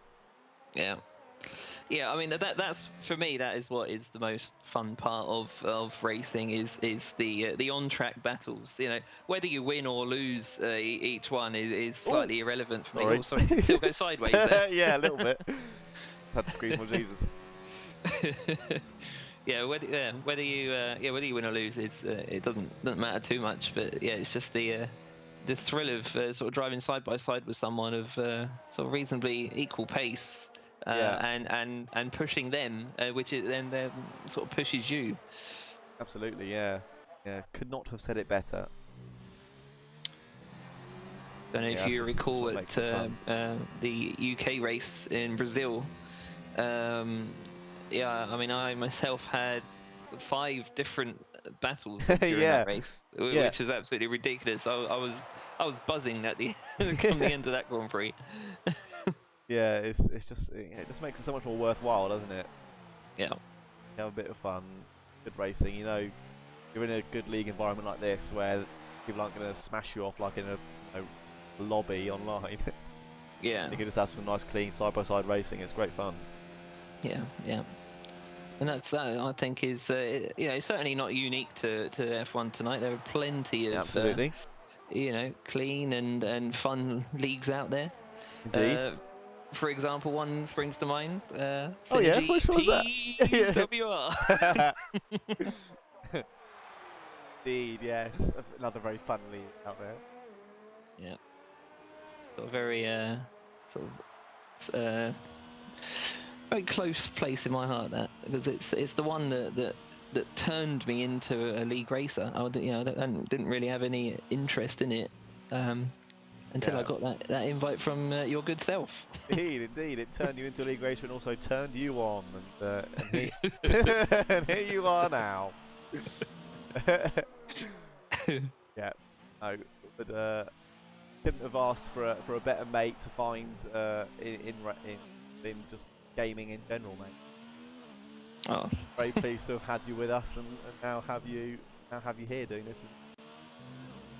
Well, I'm going to start welling up here then. I'm going to have to mute my mic for a bit. I'm sure you've got the tissues nearby from our F1 racing nights. No comment. Paul Correa, by the way, before. Oh yeah, indeed, yes. Battling with Damie.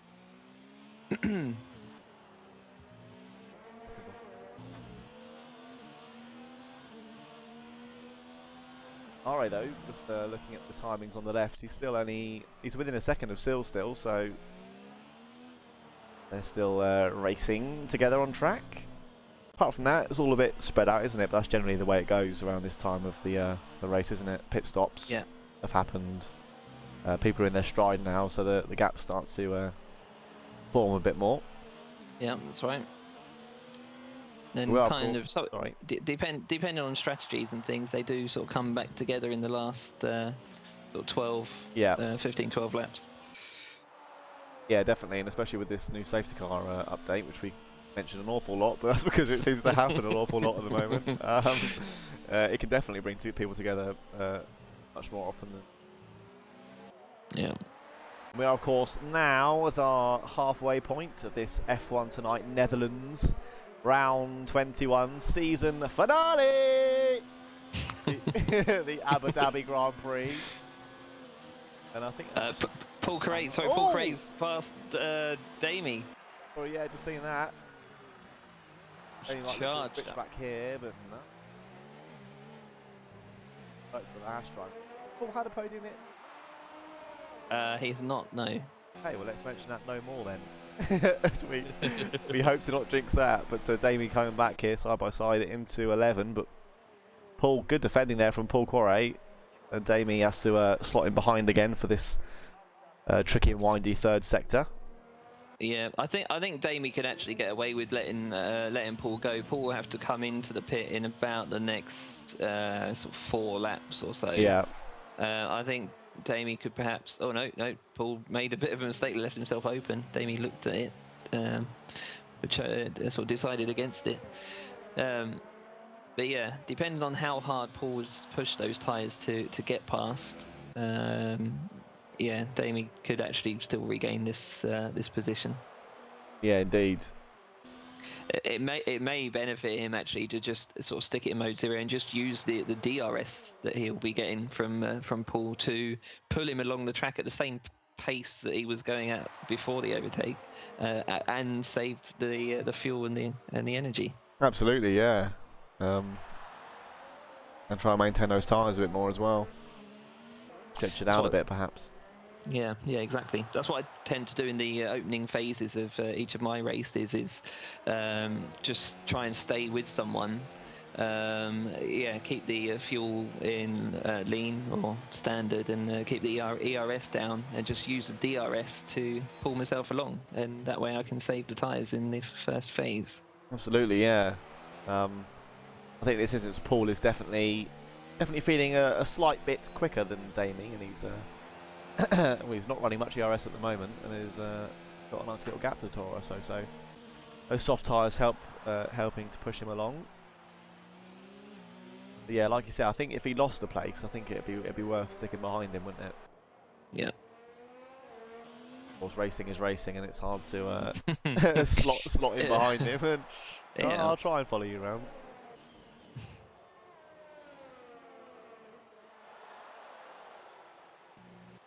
Having a look at Don as well. I mean, he depending on how this continues to develop, he could be at the back of this battle. Do laps. Try and take back his third place. He's on slightly older tyres than Damie, so you can assume he won't pit before him. Or we'll have to, pit a bit before Damie. But we'll perhaps get past Paul. Correa in the pits. Yeah, his tyres may actually be in better condition than Damie's, because he hasn't got a car right in front of him that's creating all the dirty air and forcing him to use his mechanical grip, i.e. the tyres, to stay on track rather than the downforce. Indeed, yeah. Also that dirty air not giving you as much downforce, like you say, when you're up behind the car in front. Paul, though, getting a bit of a better sector 1 there. He's definitely managed to build a gap. Yeah, he's escaped the oh no, he hasn't. He hasn't escaped DRS, but definitely I think Damie won't be in his slipstream anymore. At least he wouldn't have been, which will make that DRS a bit less effective.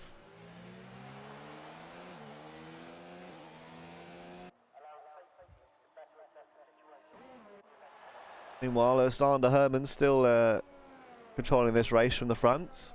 6.5 seconds now, the gap. Stretching out a bit slower now than before, but still. Very nice gap to Boy behind in the Red Bull. Yeah, even though he's on 12-lap-old softs, he is still the fastest man on track on that last lap. 41.2. That's nobody's beaten that time. 41.5 this lap. Tyres, you could say, are on the way out, falling away. Yeah. 41.4 actually from Boy. Yeah, so it's sort of the crossover period now. Yeah. Between the softs and the mediums. So I mean, ideally, I don't know what you think, but I guess Zander would want to try and go maybe to 35, pit on 35 if he can. He doesn't need to. No, he doesn't need to. He can do 24 laps quite easily in the last stint on the medium tyres, because you can actually do that in the first stint when you're fully loaded. Of course, yeah, you mentioned earlier, yeah. Yeah, it's pretty safe for him to pit at the end of this lap, and yeah, he won't have to do very much tyre management. Yeah, so I mean, at the moment, looks pretty good for these two at the front. Well, Paul, though's on a similar-ish strategy to Sander, isn't he? So, still. Yeah. Oh, Zander getting a 3-second penalty there. That's not going to help him out in the latter stages if Boy comes back with a soft tyre.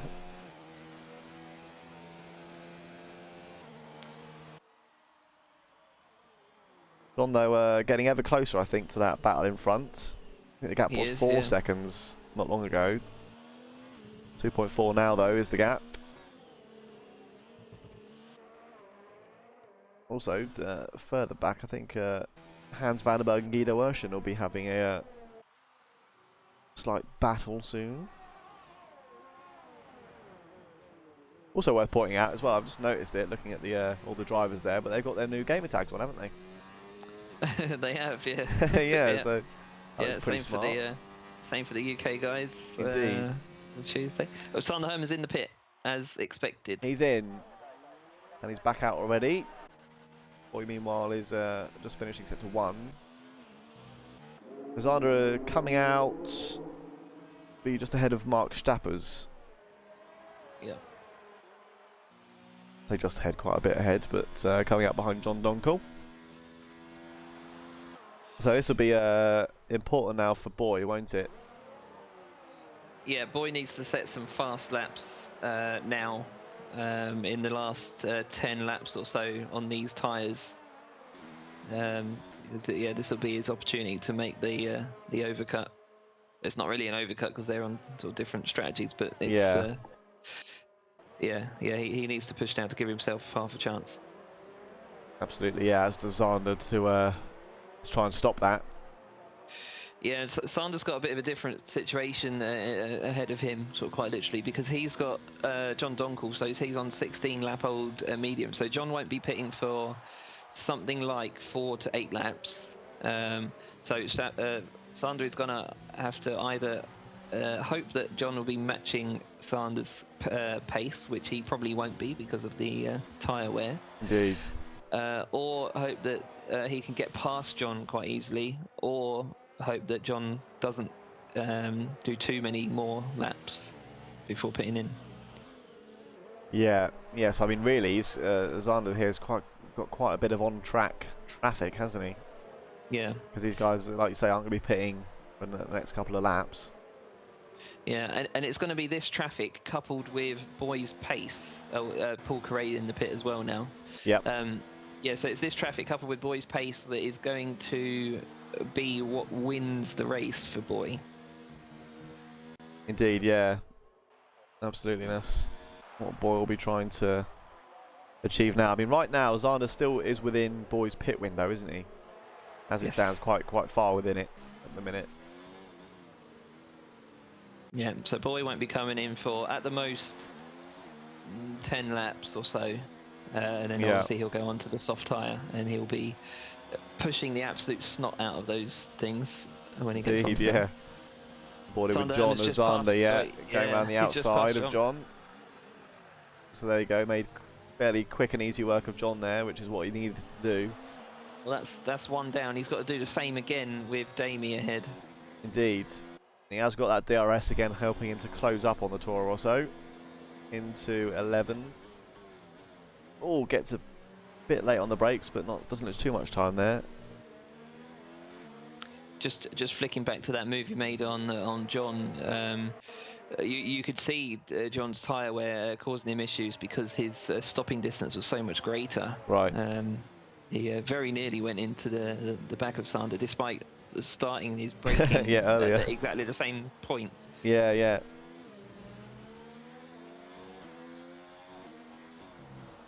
Yeah, Zander not losing too much time at the moment through 3. It's the hardest sector to overtake in, isn't it? So he was fortunate to not really lose too much time, I don't think, through there. Yeah. Sector 1 though, overtakes can be done, but I think he'll be waiting to get that DRS on the back straight. Yeah, I mean that's the safest place to do it, and he won't necessarily lose too much time here by waiting until then. Absolutely, yeah. And he's better off doing that than risking damage. Indeed, yeah. And here we go then onto the main straight. DRS wide open for Zander on the back of Damie. Damie's got a bit of juice left, but not very much. If he doesn't do it here, he'll certainly do it on the next DRS. Oh, so here we go then. Zander. Oh, I think Damie was going to look and try and keep it on the outside, but I thought better of it there. Yep. And slotted in behind Zander Herman. So good move there from Zander. So P2. 14.5 seconds up the road is Boy Williamson. Don't know how are his laps looking in the front.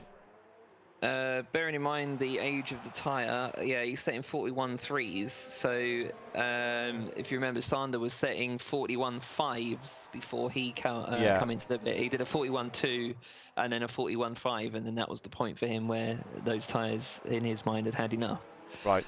So yeah, so I would say Boy's coming close to the end, as you'd expect. They're 18 laps old, but he's certainly on his target pace. Yeah, good stuff. How's I don't know if you can see Zander's lap just then. How's that looking? Yeah, 40.3. So that is okay. Yeah, that's pretty good. Very, very quick. That'll do. So 13.5 seconds is the gap now. That is coming down. We saw 14, I think, 14.5 seconds before the end of that lap. So yeah. Bear in mind as well, Dan, that 40.3, that was on a lap where he was actually behind Damie for half of it. So yeah, indeed. The Zander's teammate now, Marcel Droning, is coming into the pits. He's onto medium tyres. That promotes Sil De Wit and Paul Quarret up to 7th and 6th respectively. So Paul now will be in the hunt to try and get that podium back, won't he? With the guys ahead of him all due to pit, and I think he's within their windows, so could be an interesting last couple of laps, can't it, when these guys all catch up with each other. Yeah, I think it will be pretty close. I think penalties may come into to play, unfortunately, to decide the actual winner. But yeah, we will soon find out. Certainly will, yeah. A little bit random, Dan. Peter Phillips, he's currently running 12 of 12. He hasn't used the medium tyre yet. This is his 3rd stint on the soft tyres. Okay. He'll. Okay, interesting. Oh. Oh. Are you okay? Yeah. Sorry, I feel we'd be confused if I was getting scared about a car if I just had a small accident. My trousers, but no, we're all good. Sorry, I just thought John almost going to the wall there. But yeah, after I think that was at turn 16. I think where you went out. Right. Race. Yeah. That was awfully close. I was getting a bit worried there for John. Sander Herman's just set a 39.2, so a full second faster than his previous lap, and that is 2 seconds faster than Boy. Yeah, you can see that now. He's sub 12 seconds on the Red Bull. Boy Williamson up in front. The question is for Boy: does he keep on these tyres now, or does he quickly flick over before he loses too much time to Zander? What can he do? He has to go onto the soft tyre. Boys only used the medium tyre so far. Yeah. And the soft tyre will not last 20 laps. So, he's Okay, so he has got to keep going. He's got to push these until not until they burst, but until he starts losing the time. He's actually set a 41.1 on that last lap, so that was quicker than his previous. It is on his target pace. I think he needs to put the fact that Sanders catching him sort of to the back of his mind, because the overtake won't necessarily happen on track. The overtake will be within the pit. It will be down to the strategy, and it will be within the last sort of 4-5 laps or so. He hasn't got to pass him before he pits. The boy needs to remember that. Indeed, yeah. Yeah, certainly. And just seeing with Peter Philip, with Hans van der Berg coming into the pit, Ari is now copping a feel of P10. Very good. Very, very good. So he can now, I think he can taste the points. That's a nice 1 point there for Ari. So stuff, he's back in the points for Racing Point. Left out there at the moment. Race. Sort of it is in. Now he's used the soft, hasn't he? Yeah, he has. Yeah, I think he'll be going to the medium. Medium? No, he's on the soft. Okay. Oh, that's bold. That's that 18 laps he's got to do on them, isn't it? Yep, it can be done. It can be done, yeah. Of course. It just means he won't be able to push as hard as some of the other drivers. So yeah, we'll see what sort of times he's doing overall in this stint. Indeed, and something that certainly I definitely don't think I can do, but something I think that he'll probably want to be doing is almost doing quick, slow laps, if that makes sense, to not burn out the tyres. But I know I just go full pelt the whole time. Yeah, again, that's another skill in itself, is being able to pace oneself. I often refer to this driver every time I talk about that, but Hans van der Berg, who's actually picked up a penalty. Indeed, yeah, just as we mentioned him. Well done. Hans van der Berg in season 5, when he joined the league, he used to do exactly that and just push all the time. Often to his own sort of demise. But the start of this season, he was sort of immediately a changed driver, and and picked up that win in Monaco as a result of that, which he absolutely would not have been able to done if he was the same driver he was the previous season. Indeed, and that's obviously we've got season 7 we're starting very soon, won't it? I don't actually know the official start date. I know I probably should. It's the 26th of February. 26th. So yeah, very soon. And like you say, with Hans van der Berg as an example, I mean, sorry. Is it 26th? I think it's. I'll come back to you. I think okay, no worries. But even so, my point will stand in the even like you say with Hans van der Berg and that change between seasons when he's come back this time, being much stronger with tyre wear. That's one of the beauties, isn't it, of this kind of, we can say, quote unquote, winter testing between the seasons, is that you can have so much change in the driving style and pace, can't we, between this and next season? Yeah, exactly. As drivers sort of reflect on their season and and do their best to learn from the things they did right and the things they did wrong. Indeed, yeah.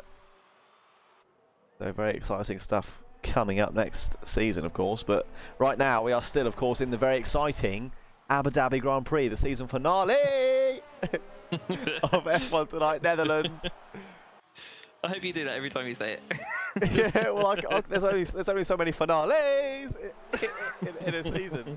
Maybe I could do it. Maybe I could say that for the final lap. This is the finale lap. Silvervich just set the fastest first sector and a personal best middle sector, so he is absolutely pushing these tyres on the start of this phase. Yeah, sorry, was that? Yeah, 100% is. Okay, right. Copy. This should be fastest lap, actually.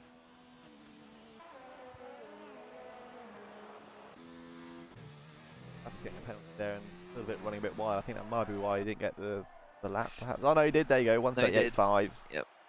Very nice. Yeah, Meanwhile, it's a little bit different in the race in terms of fastest laps. You are allowed to have a warning, and you can still get the fastest lap, but you can't have a penalty. That's right. Yeah. But elsewhere on track, two Ferraris in two different battles. One looking for the overtake. That's John Donkel on Damie Hartman, and he's very close there into 11. The other one is Paul Quarret with Mark Stappers in his Ferrari defending this time as Paul looks to get a bit side by side through 11 but can't quite make the move work. He slots back in behind Mark there.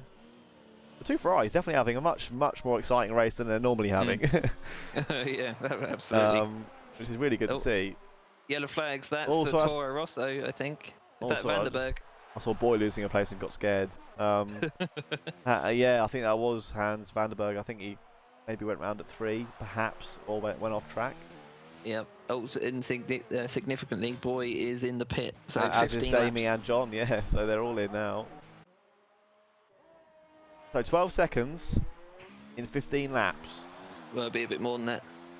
Oh yeah, it's going to be, isn't it? We'll see that when he crosses the end of this sector. So John, obviously, importantly, has pitted with Damie Hartman, which means that he can now continue the battle and try and take that ever-beloved P3. But Paul Quarret will obviously be there very shortly because Mark Stappers has yet to pit. Yep. And as he goes round, Mark Stappers has spun out at the exit of 7. Oh, you're joking. No, he's lost it. And that's gifted it to Paul, unfortunately. I mean, let me put that one down to perhaps a small Adrian manoeuvre, but equally his tyres are 23 laps old, so I don't know if that's helping him out. Well, John's normally very good on. That was Mark Stappers that lost the tires. place, not John. Yep. Vandenberg's retired for the session. Yeah, full safety car. Oh, again. That's gonna really hurt Zander. That is gonna hurt Zander now. Ah. The gap was 12 seconds, as you said. Oh, he's lost it there. Yeah, sorry. Yeah, and that was, Boy would have made up that gap. It would have been close on the last couple of laps. But yeah, the safety car has ruined the fun there. And actually, Zander's come in now. He has, he's reacted. The soft tyre. And this is going to be good. What a last couple laps we're going to have here then. So the two guys effectively fighting for this first place the whole race are now going to be first and second reversed. One with slightly fresher soft tyres here.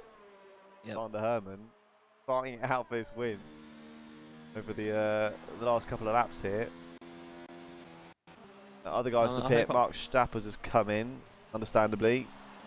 John Donkel staying out, so he's promoted. Paul Quarret's come in for softs.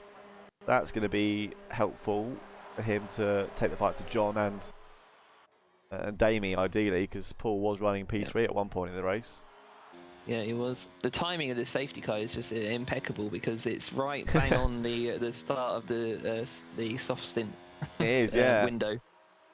Yeah, Marcel Droning opting not to pit, at least for now. He's staying out on 6-lap-old medium, so not too bad for him. But he will struggle with the he's just gonna majority of guys on fresh softs now. I hope this doesn't upset anyone, but no Grand Slam for Zander Herman. No, yeah. Oh, that's another thing as well, yeah. That's a shame. So, looking at it here then, the safety car leads the way. The safety car is P1. It's a good shout for Zander to come in. As soon as that safety car was announced, because a lot of people may have been thinking about, I've lost that 12-second gap. You're gonna lose it anyway, aren't you? Yeah.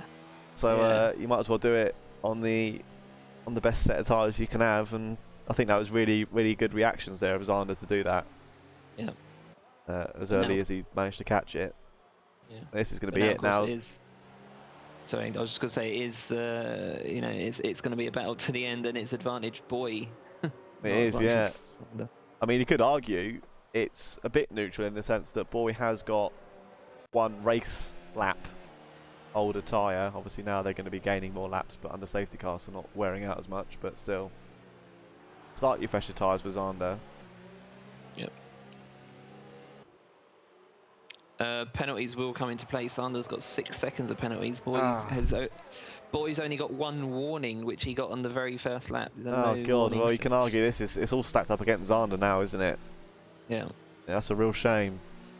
But still, we have 13 laps to go, and that's plenty of time for people to crash. I mean, we've seen enough of it this race. We had 6 DNFs so far, so out the question. There's another significant factor that comes into play as well with the drivers in the positions that they are. If they finish this way, Boy will finish second in the championship. Indeed, yeah. 10-point gain on Damien Hartman, and the gap is 8 points. That's big news. I can't work out any other changes. I mean, Ari will Ari come up? Who's ahead of him? That's that Miguel Torney ahead of him. Yeah, I don't know if he's as close as 2 points, is he?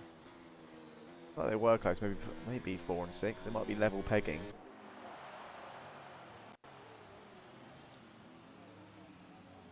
Did in fact check. While we come round final couple of sector 2 now. The safety car not letting us know it's going in just yet, so we've still got a couple of laps here under the safety car.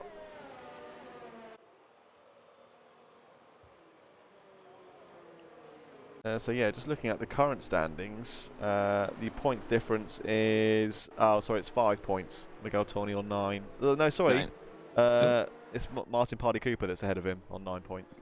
Right. Ari just behind him on 4. So a 5-point gain need. Yeah, so he needs 7th. Well, he needs 7th and for no, yeah, that's it, isn't it? 7th because Pardy Cooper's out. Yeah, both Alfa Romeos are out of the. So, here we go. Safety car is in this lap. Stand by for a full American restart. I think it's about time I shouted these words. It's been a while. I'm going to do it. It's got to be done because this has got all the trademarks of a good last couple of laps here with these flying out. So, Vincent warming his tyres up. He speeds up and boogity, boogity, boogity, let's go racing! Here they go, and Boy Benison leading the way out the last corner. I think it was a bit early, yeah, because he didn't go quite as quick as I thought he was going to go. But anyway, we're still away. It was a stalled boogity, but we are we're off. And Boy, Zander reacting very nicely there, not losing too much to Boy at all. That's just what he needs. He has got penalties. The end of the race here.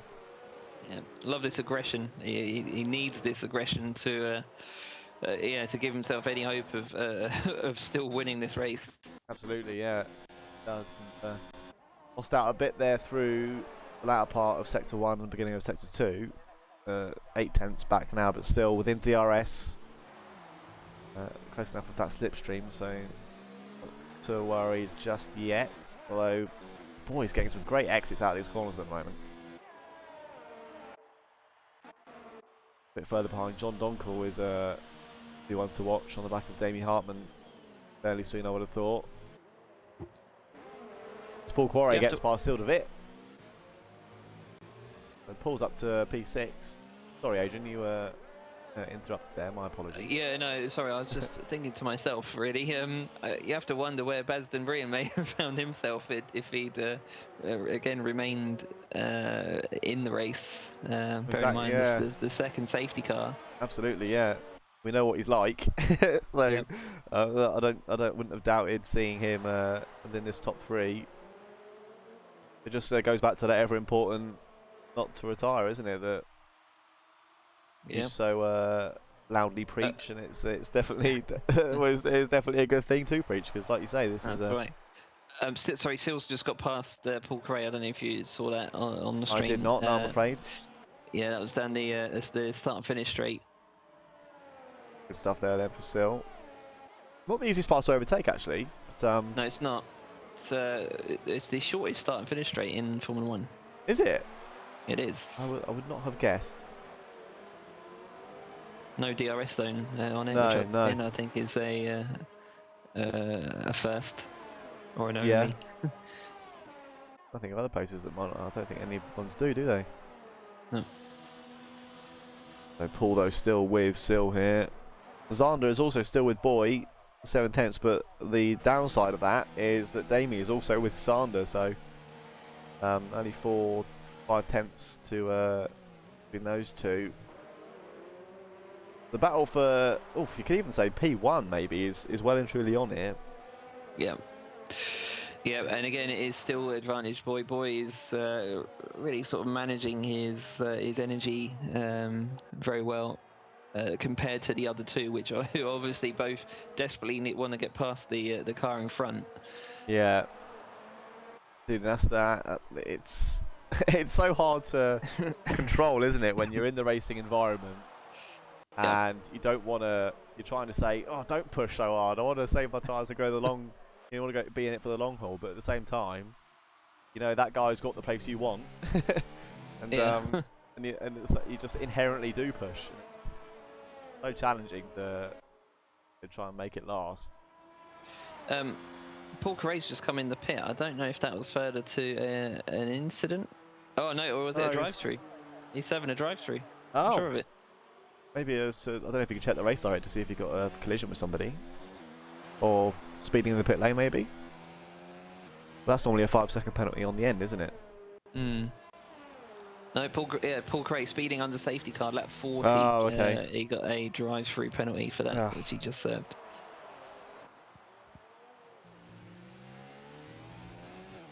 That's the worst kind of penalty, I think. Is when you're all bunched up and you know, right, they're all going to speed off and I've got a pit in a minute. And they're just going to be gone. Besides that, I mean, Paul's actually had a very good race. He has, yeah. Yeah, absolutely. Been on the podium places. No, not the worst day out for Haas. No, but they're only taking 1 point away here. At the moment, yeah. That's what ends up at them.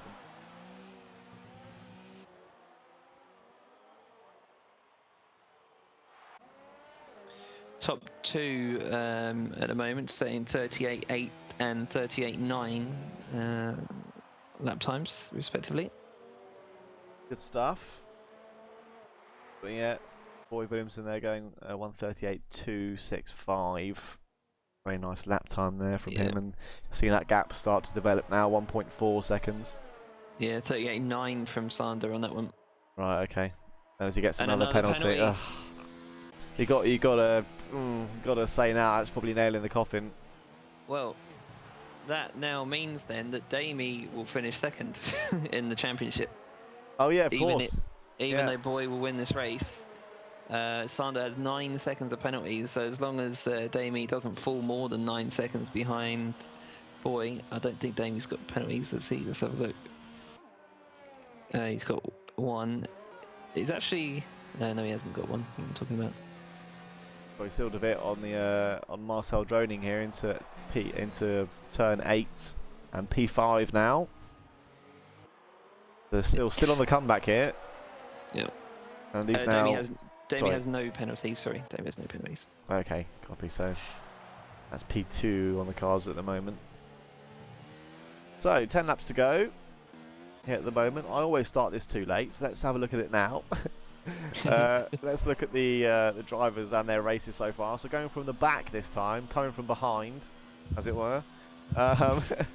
Paul Quarry down the back. He's P11 at the moment. Good race, isn't it? I think for him, although he is P11, I think he can be happy with the performance he's put on tonight. Yeah, I think he can. I hope he is. It's just as I said, such a shame that he's actually not taking currently any points away from this Grand Prix, because he has had a brilliant race. Yeah, absolutely. I mean, I think for the podium. Yeah, I think up until he had to do that drive-through, I think you could have still argued a podium may have been on the cards, really. Yeah. Yeah, definitely, especially after that safety car. Everyone bunched up and it's a level playing field again. Yeah, indeed. And his teammate ahead in P10, that's Peter Phillip. He has the opposite amount of positions gained. So he's 6 places up, his teammate 6 places down, unfortunately, now. I think a sort of quietish for Peter. He's had some good on-track fights, I think, tonight. And, yep. and you know, having been 9 places up at one point, he's not been slouching about. Yeah, I mean, we were talking about him possibly overtaking Baz. Yeah. at one yeah. point. But yeah, I think, yeah, I mean, Peter's had a very good race. He found himself in P5 at one point in this Grand Prix. I think what's let Peter down in this race is his strategy. I mentioned it earlier on. He was running a rather unusual 3-stop strategy: soft, soft, soft, and then onto the medium tyre as he is now. Yeah. I don't think the soft tyre is as reliable in terms of the sort of longer the longer race. Oh yeah, definitely. Worked against him. Yeah. But no, but pace wise, he's been on it. I'm sorry. Absolutely, yeah. No, that's all right. Yeah, good race overall, I think, for Peter.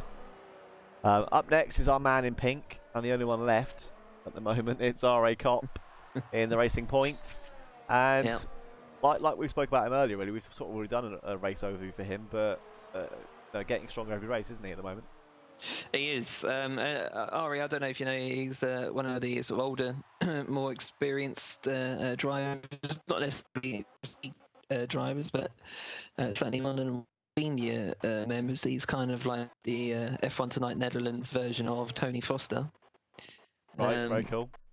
Yeah, he is absolutely improving every single race, and yeah, this is certainly not the first time he's found himself in point scoring positions, and I think he will only improve further from here. Absolutely, yeah. I think that's perfect analogy. I couldn't agree more. I mean, every race I've been watching him or commentating on for him as of late, improving every time. Like you're saying, I'm probably sounding horrific for you because it's definitely lagging for me. But hopefully they can hear me okay on the screen. Going on to Guido Ocean, he's the McLaren driver, currently in P8. Not a bad race from Guido, has it, really, been tonight? No, it hasn't. I mean, he lost a wing sort of quite early on, which messed him up slightly. Yeah. But you know, he's still in it. He's still, you know, he's still going. He will be scoring points. He hasn't just sort of thrown it away because he can't be bothered. You know, which we absolutely frown upon. Absolutely, yeah. That's why, isn't it? Really, because like you say, he's going to score points for the team, and regardless of that complete loss of a front wing earlier, still staying in it to win it. Very good stuff from Guido. Mark Stappers is next up for us in P7 in the Ferrari. I mean, it's night and day, isn't it, really, for the Ferraris compared to some recent races? They've been looking great tonight. Yeah, they have, and definitely a much better race than the Mark had last week. It didn't stop behind any safety cars in this race. So that's good. Well, yeah. And we've had a couple, so yeah. he's had opportunities too. Much improved. Thankfully he's sort of sorted that nonsense out. Yeah, and hopefully it's been a fun one for him because he has some good on-track fights. Wow. Yeah, he has. Yeah, they were battling with the it was the Hasses, wasn't it? The ketchup versus mustard. Yeah, indeed. The battle of the condiments. So yeah, Marcel Droning then is up next in P6. Good stuff from Marcel. The Williams have also looked equally strong tonight, especially on the lead. Still, Marcel's looked good, hasn't he, on track? Yep, kept himself out of trouble. Again, I think his strategy's let him down slightly. When the sort of safety car came out lap 40, he probably could have come in for the soft tyre and He may have actually been P4 or 5 right now, but yeah, 6th place is a good result for Marcel. But he's certainly capable of a lot more, and I think he will do just that next season. Indeed, yeah. Now he will come back next time out. Next up though, still De Vit, the man of ups and downs. He's had still. It's been a good comeback race for him again, as he's shown us time and time again. I think, hasn't he? As of late. Yes. He gets knocked down, gets back up. Yeah. He's back up here. Still 2 places from where he started, regardless of his sort of incursions in the race with losing bits of wing and things. P5 is good place for him. Yeah. Yeah, considering he spun on the first lap, and yeah, this is a very good recovery drive. As you just mentioned, he's a bit of a sort of Chumbawamba driver, isn't he? Get knocked down and get back up again. Yeah, indeed. Yeah, very good stuff. But yeah, very good from my sort of part-time co-commentator. Yeah. Indeed, yeah, of course, he's commentating on the race itself. Week. Don Donkall is up next, P4 for Ferrari, and again we touched on their performance, improvement from the last couple of races. John's, I think he's been highest he got was P3 in the race, hasn't he? But still, just in qualifying and the race in general, looks so much stronger and happier than lately he has in other races lately. Yes, absolutely. Yeah, I mean, John's P4 at the moment. It could have been even better than that, of course, because he spun off, didn't he? I think it was turn 5, same place his teammate did a couple of laps before that. Yeah. When he was battling with, who was that with? Was that I think Mark was battling. I can't remember. I think John might have been with Boy, and Mark was with.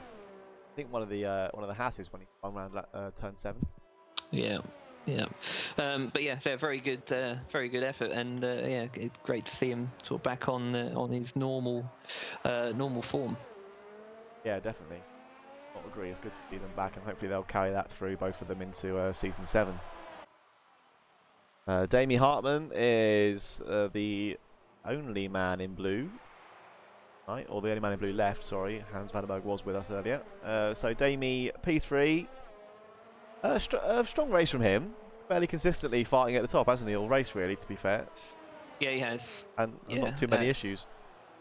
No, virtually none. I mean, as I said, he's only had he's had 2 warnings, no actual penalties. He's in his mind, he knows what he has to do to hold on to that second place in the championship, stop Boy getting it.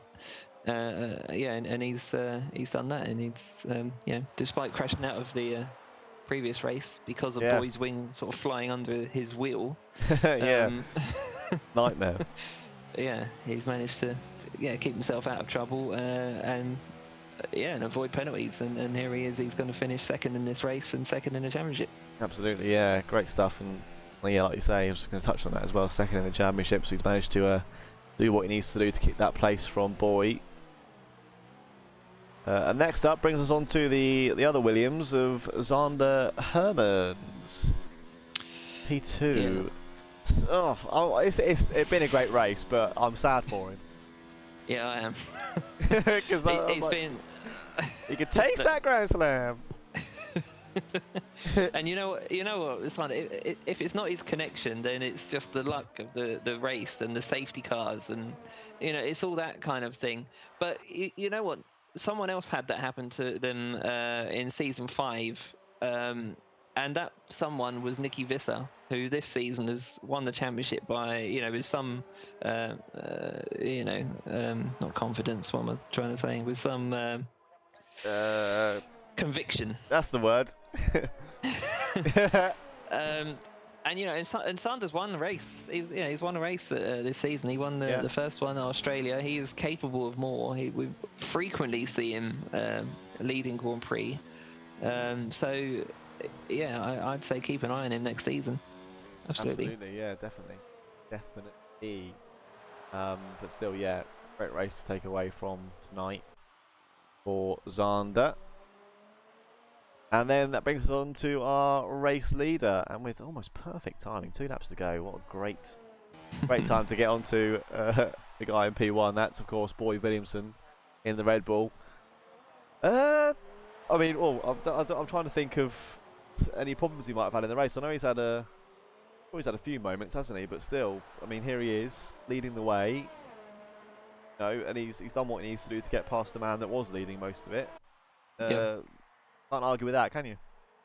No, you can't. I know I just mentioned that the safety car having a big impact on the end result of this race, but arguably, Boy, I think, would have made up those 12 seconds in the 15 laps that he had to do it on the soft tyre versus Sander on the mediums. It's only 3/4 of a second a lap. You need to be able to do that, and that is quite comfortable because there's about 8/10 of a second between the tyres. Yeah. Having said that, you know, it's not a gimme. He's still got to drive that car hard, and he has done that. And he's done that without taking any warnings at all since the very first lap. No, I mean, also, did he say he had one warning? Was that it? Just one warning. Just one, yeah. Boy. Yeah. So yeah, I mean, he from that restart really. Oh, Peter Phillips out. I don't know where he's gone off. That's strange. He's crashed on the straight of the it's the back straight after the hairpin. Oh, okay. That's a bit unusual. Yeah. It's always a shame to see someone go so close to the end. As we were saying though, yeah, sorry, I was saying with Boy from the minute that safety car came in and he led away, he knew what he had to do and just managed to drive away from Zander. And I think, yeah, if he hadn't made out at 12 seconds, he definitely would have got into within the 9-second penalty area of Zander for sure. Yeah. But yeah, been a good race from Boy in the end. Just been a good fight for the lead really all race, hasn't it? Been a great race in terms of fighting for that lead because from the get-go they were at each other's necks around turn 1. So yeah, been a very enjoyable race to watch. Enjoyable and entertaining. I hope the viewers agree with that and that we've done the race justice. Yes, hopefully. I think it's been our best one yet. I think so, mate. So yeah, I'm very happy with it. Yeah. I hope maybe everyone else is, of course. The drivers now. There's a couple of Guido looks to be a version looks to be getting on the back of Marcel Droning. Yeah. A lap to go. See, this is the disadvantage of not pitting in when that safety car come out. So Marcel Drodig now on 19 lap old mediums. Guido's on old softs, of course, but they will be still 6 or 7 tenths faster than the tyres on the Williams. Absolutely, yeah, and you could tell that Guido wanted to go for that then. I think he's as Eddie. Oh no, he's been hit. That's Paul Carey. Paul Carey just smashed into the back of Guido. Oh no. Well, I mean, I don't know what to say. Oh, that's a real shame because Guido would have had that place, and definitely. Sure, I'm sure he would have had that place on his last lap. Yeah, he was charging up his ERS at the time. He was sort of coiling the spring, and someone just cut that spring in half. Oh, that's a real shame because I mean, both drivers were looking great until then, and Paul sort of put a bit of a stain on that, if you like. But nonetheless, life goes on, and all that fun stuff. I was just saying, I was going to quote Eddie for was it patience is the better part of valor. That's right. Yeah, indeed, and obviously Guido was waiting through sector 3 until he got spun round by Paul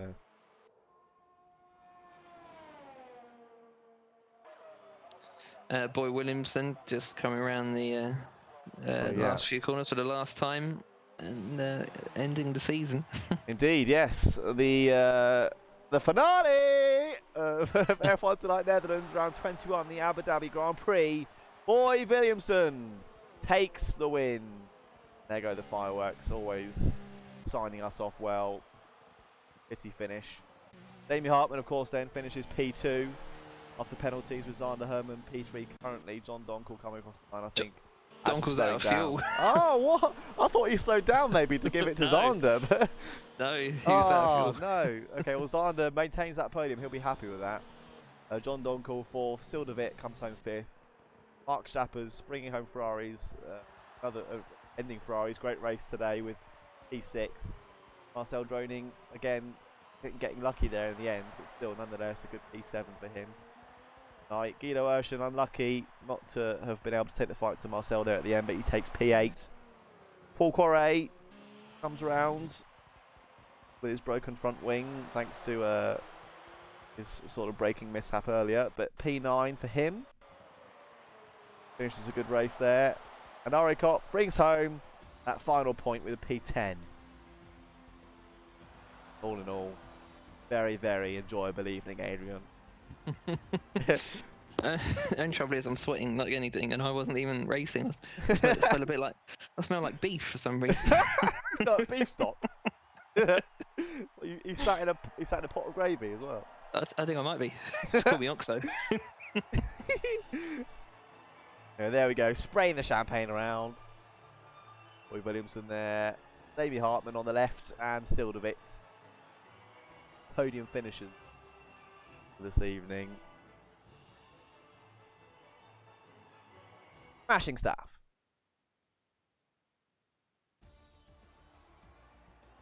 And congratulations to Boy. That's I think that's his 3rd win of this this season. The Red Bull were really, really strong all the way through. Yeah, smashing stuff. Boy there. Congratulations on the win, of course, the final win of the season. We've gone for our top 10, so our non-finishers was tonight. There's Ali, Peter Phillip, Hans van der Berg, Kevin van Delft, Baz Den Brayen, Miguel Torney, Martin Pardy Cooper, and Nisay Mahadwa Singh. There are our non-finishers in that order to round off our 17 drivers for tonight's Grand Prix. Driver of the day thoughts, Adrian? There's a few in there, to be honest, that you could pick. There are Damie. Yeah? I'm going for Damie myself. Okay. Cool. I'll agree with you on that. Yeah. But yeah, there are definitely there's many guys in there tonight. Great race, I think, from a lot of drivers. Not all of them, you know, they've all turned up, all given it a go, so that's the main thing. But there we have it, the end of F1 Tonight Netherlands Season 6. Round 21, the Abu Dhabi Grand Prix is now complete. Adrian, I don't know if you managed to get the start date for... Or we're going to leave it until... it's the 27th, sorry. 27th, so is we will be back, me and Adrian, of course, for the opening in Australia of F1 Tonight Netherlands Season 7, Round 1 in Australia, in Melbourne, on the 27th of February. We'll actually be back a week prior to that. Well, of course, yeah, we'll be back together. But before that, Sildervit, our new full-time and doing a very, very good job of it, F1 Tonight UK host, alongside an undisclosed second host, I guess we could say at the moment, if not yourself. I know it's been in talks, so I don't know who's going to be there, but definitely we'll have a stream and still be there for sure to continue doing a good job on those. And that will, of course, be on the 25th. 25th, that's right. Of February. Yes, and on the 20th, we've got something happening. So I'm forgetting all of these little extra things before our race. And on the 20th, we will be there for the F1 Tonight versus SF1. I don't know their full name. SF1 Simulation. It's Simulation Formula 1. Simulation Formula 1. So I'm using their acronym, if you like. Simulation Formula 1 versus F1 Tonight on the 20th of February, and that will be myself and Kyle Rhodes. I think is he gonna maybe be there from the Simulation Formula 1 side of things?